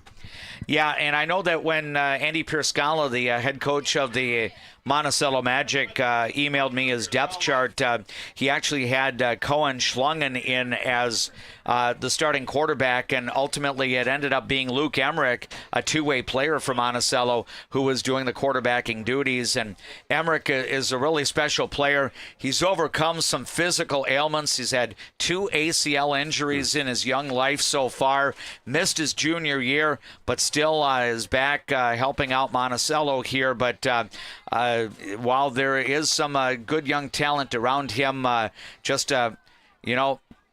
it's tough when Alexandria, with the special teams work of Daniel Jackson, kicking the ball for touchbacks, creating a series where the opposing team starts on the 20-yard line. Alexandria's defense is good enough that if you're going to march 80 yards on Alexandria's defense, it's going to take a lot of time to do it. Monticello's best starting field position was their own 36-yard line. 6 times they started at the 20, and the other time at their own 4. So yeah, they've got a long field each time that they get the ball, and so even though number of plays and yardage and first downs may favor them, or they may be comparable to what Alexandria did, the fact that the Cardinals are able to finish their drives and that the defense is able to finish things off when Monticello got close was the difference. Alexandria led 7-0 after 1 quarter. It was a 21-0 Cardinal lead at the half. Monticello really came out with some authority. They first series of the second half for the Magic. They would go 80 yards in 12 plays for a touchdown. The extra point kick was partially blocked, so 21-6 at that point. And the Magic actually had, 3 successive series that they turned the ball over on downs, once inside the Alexandria 20-yard line. The other 2 turnovers on downs were on Monticello's side of the field when they were ultimately down by 18 points, and they really had to go for it deep into the game as they were. So Monacello got back to within 15 after 3 quarters. The Cardinals won the 4th quarter on a Daniel Jackson field goal from 30 yards out to make the final. North Central International, heavy-duty truck service on. We take our final break during our Jartner Motors post-game report. We'll go through the scoring recap, and then after the break, we'll go inside the numbers and announce our quality Toyota Cardinal athlete players of tonight's game. Alexandria scored on 3 successive drives in the first half to round out the half, leading 21-0. The only punt of the game occurred after Alexandria's first possession when the Cards went 3 and out. Then a 14-play, 73-yard drive consumed much of the first quarter. In fact, I believe more than 7 minutes of the period. Chase Thompson connected with Mason Gorghuber on a 2-yard pass. The extra point kick by Daniel Jackson was good. Again, 73 yards in 14 plays, and Alexandria led after 1 quarter, 7-0. Then Monticello had a sustained drive of its own. The Magic turned the ball over on downs at Alexandria's 11-yard line after Monticello put together a 15-play drive that consumed 7 minutes of game time. The Cardinals got it back at their own 11. 14-play, 89-yard march down the field. Alexandria had 3 third-down conversions on the second scoring series of the night. It was capped off when Brody Berg scored from 5 yards out. Daniel Jackson's extra point made it 14-0. That occurred with 2:02 to go in the first half. Then Monticello had some issues with clock management. The Magic got a first down, but couldn't get a second first down. Punted the ball away. That gave Alexandria some time to move from the 23-yard line. A pass completion up to past midfield. Chase Thompson to Mason Gorghuber covered more than 30 yards. And then Monticello kind of lost its cool. There was a late hit out of bounds on the Gorghuber reception. 15-yard penalty on the Magic there. And then I believe some verbiage by some of Monticello's defensive players, and a personal foul call was made there, the unsportsmanlike conduct penalty. So back-to-back 15-yard penalties after the first down, and Alexandria all of a sudden had the ball on the 16-yard line. Thompson then fired the ball toward the end zone, where Evan Clute made the catch with 41 seconds to go in the half. Alexandria basically scored twice in the span of 1 minute, 21 seconds of game time. Daniel Jackson kicking extra points after both of those scores. It was 21-0 Cardinals at the break. Monacello got the ball to start the third quarter, and they basically ran the ball down Alexandria's throat. 80-yard drive, 12 plays, only 1 pass, so 11 rushing plays. You had 1 non-positive play, a no gain for Monticello. Other than that, plus. It was a sustained drive, and ultimately it would be Garrett Bauer who would score from 3 yards out with 6:17 to go in the third quarter.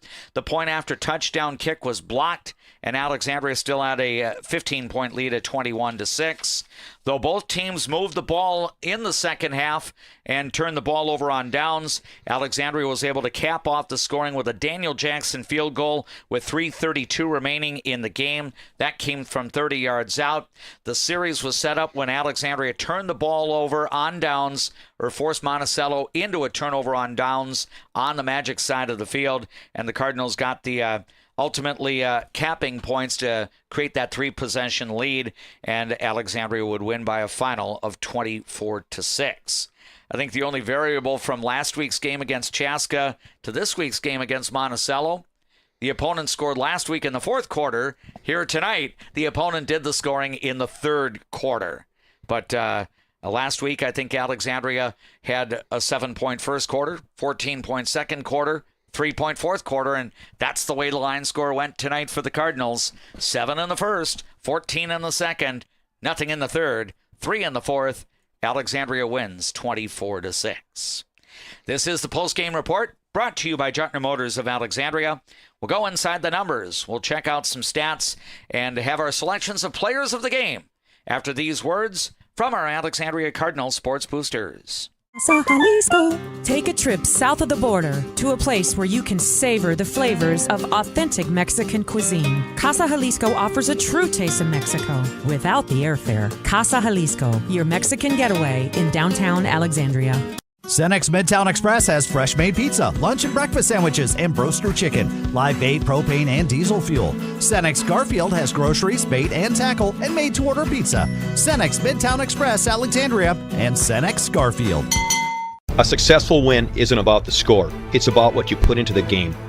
If a successful win matters to you on the purchase or sale of your property, hard work matters to me.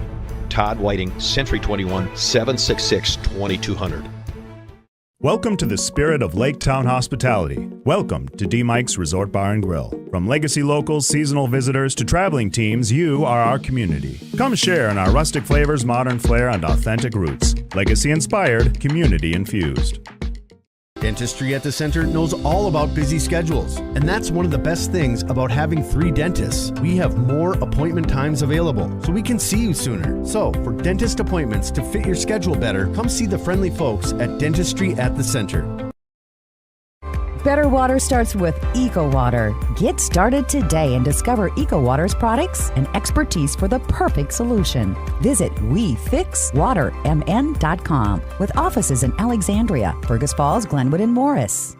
Fresh, family, locally loved. Eldon's Fresh Foods.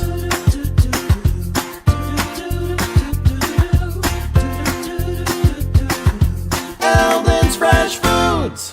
At Erickson's, we're your go-to experts for your furnace, air conditioning, plumbing, and electrical. We have prompt and courteous service because your comfort is our commitment. Erickson's Plumbing, Heating, and Air. On the field, a lot of people know me as number 11. Off the field, I appreciate how First Western Bank and Trust bankers take the time to learn about me and never treat me as just a number. You too can bank where you'll never be just an account number. Garden Center features 34 lanes of bowling fun.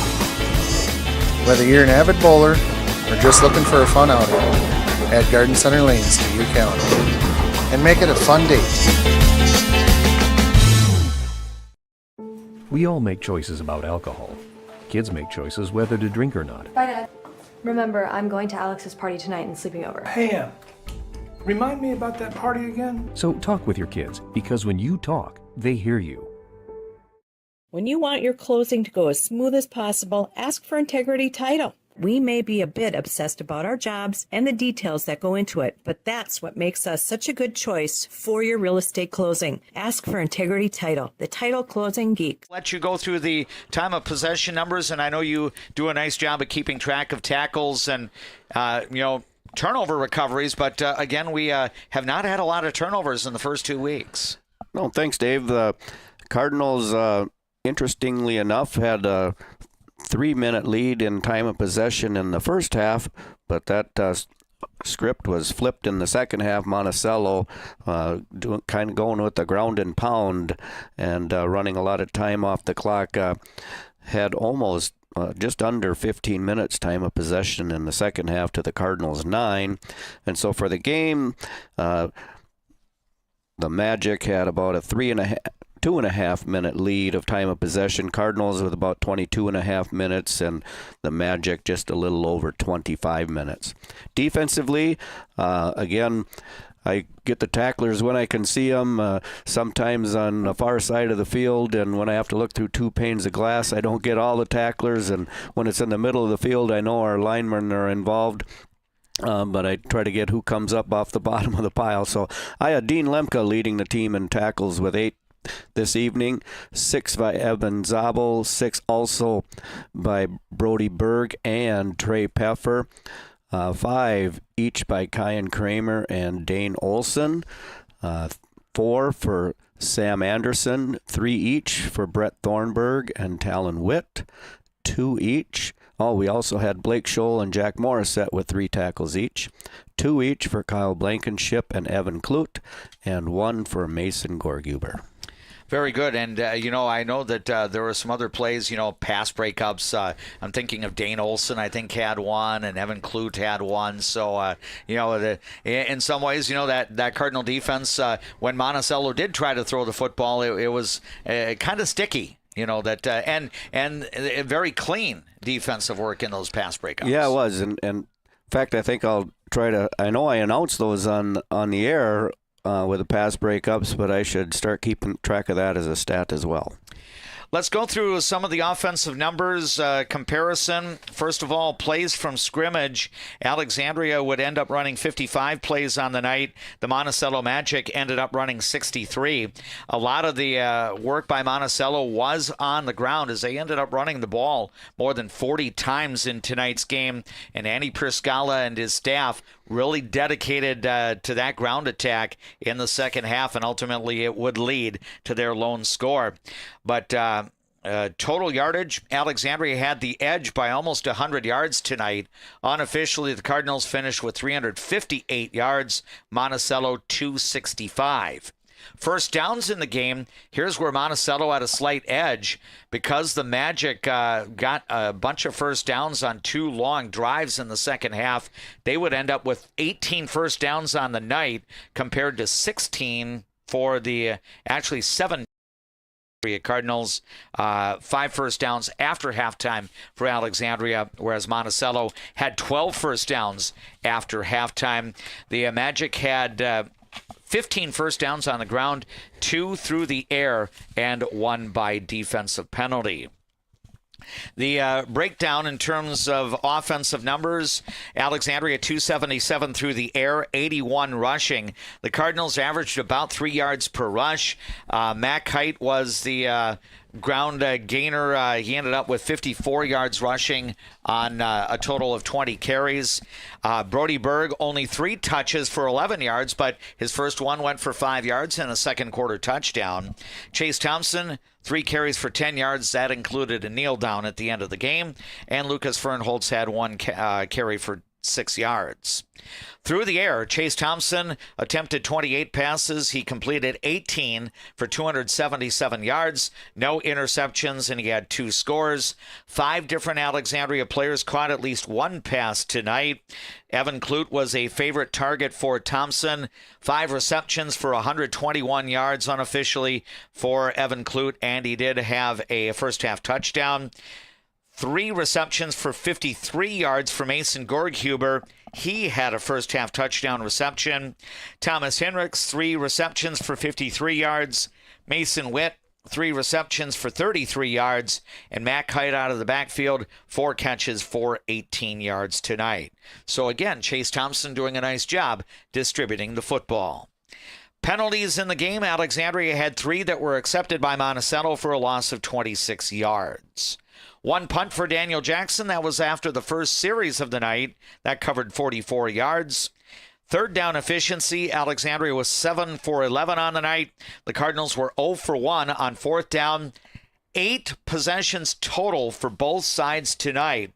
And for the Cardinals, they had 1 punt, 3 touchdowns, 1 made field goal, 1 missed field goal, a turnover on downs, and then killing the clock at the end of the game. So the Cardinals scored on half of their possessions in the contest. No turnovers for Alexandria. You want to know what the turnover number is for the Cardinals through the first 2 weeks? Yep. If you guessed the goose egg, you are correct. And I'm sure Mike Empting and his staff and the players themselves have to be very, very happy. No turnovers in the first 2 games. Monacello unofficially ended up with 209 yards on the ground, 56 through the air for a team total of 265. The young running back, Cale Holthouse, just missed, at least on my stat sheet, of 100 yards rushing. He ran the ball hard tonight for Monticello. Promising young running back, Cale Holthouse from Monticello. 99 yards rushing and 60 carries. His older bro, Brock Holthouse, ran the ball 6 times for 27 yards. 9 rushes for Garrett Bauer for 51 yards, and he scored the magic touchdown in the third quarter. Luke Emmerich is quarterback for Monticello tonight, 11 rushes for 32 yards. Monticello averaged about 4.6 or 4.7 per rush. Unofficially, 43 rushes for 209 yards on the ground. Through the air, Emmerich completed only 6 passes for 18 attempts, 6 out of 18 for 56 yards. 2 catches in tonight's game for Monticello's Jaron Schlungen for 36 yards. A couple of receptions for Ethan Kuhn for 12 yards. 1 catch for Garrett Bauer for 1 yard, and 1 catch for Brock Holthouse for 1 yard tonight. Monacello committed a total of 5 penalties in the game, 4 of which were accepted by Alexandria. The yardage lost was 45 yards. 2 punts for Monacello's Brock Holthouse tonight. Both came in the first half. He averaged 39.5 yards per punt. No turnovers for Monticello. The only turnovers were the 4th down lack of conversions. Monticello did convert 1 4th down in tonight's game. The Magic were 1 of 4 on 4th down and 3 of 10 on 3rd down in tonight's game. So those are some of the comparative offensive numbers in this 18-point Alexandria win as the Cardinals get the dub by a final score of 24-6. Now, as part of our post-game coverage, we'll introduce our players of the game. This is done in conjunction with Coach Z and I, and assistant coaches Jordan Scherber and Russ Henricks also factor in on deciding which Alexandria players get recognized with Player of the Game honors. And we'll start on the defensive side of the ball tonight. And Tim, after some good discussion, again, a lot of worthy candidates. When the defense as a whole only allows 1 touchdown, there are a number of choices you could go with. But tonight, the selection is one of the upperclassmen for the Alexandria Cardinals, Dane Olson. Yeah, Dane plays cornerback, and he may have made one of the biggest plays of the game on Monticello's. Monticello scored on their first drive of the second half. They moved the ball all the way downfield on their second possession, had a 4th down play, and they threw a pass into the end zone that was broken up by Dane Olson, forcing the team to turn it over on downs. And he was also mentioned earlier in my stats as one of the tackle leaders as well. So congratulations to senior Dane Olson from the Alexandria Cardinals as our Defensive Player of the Week.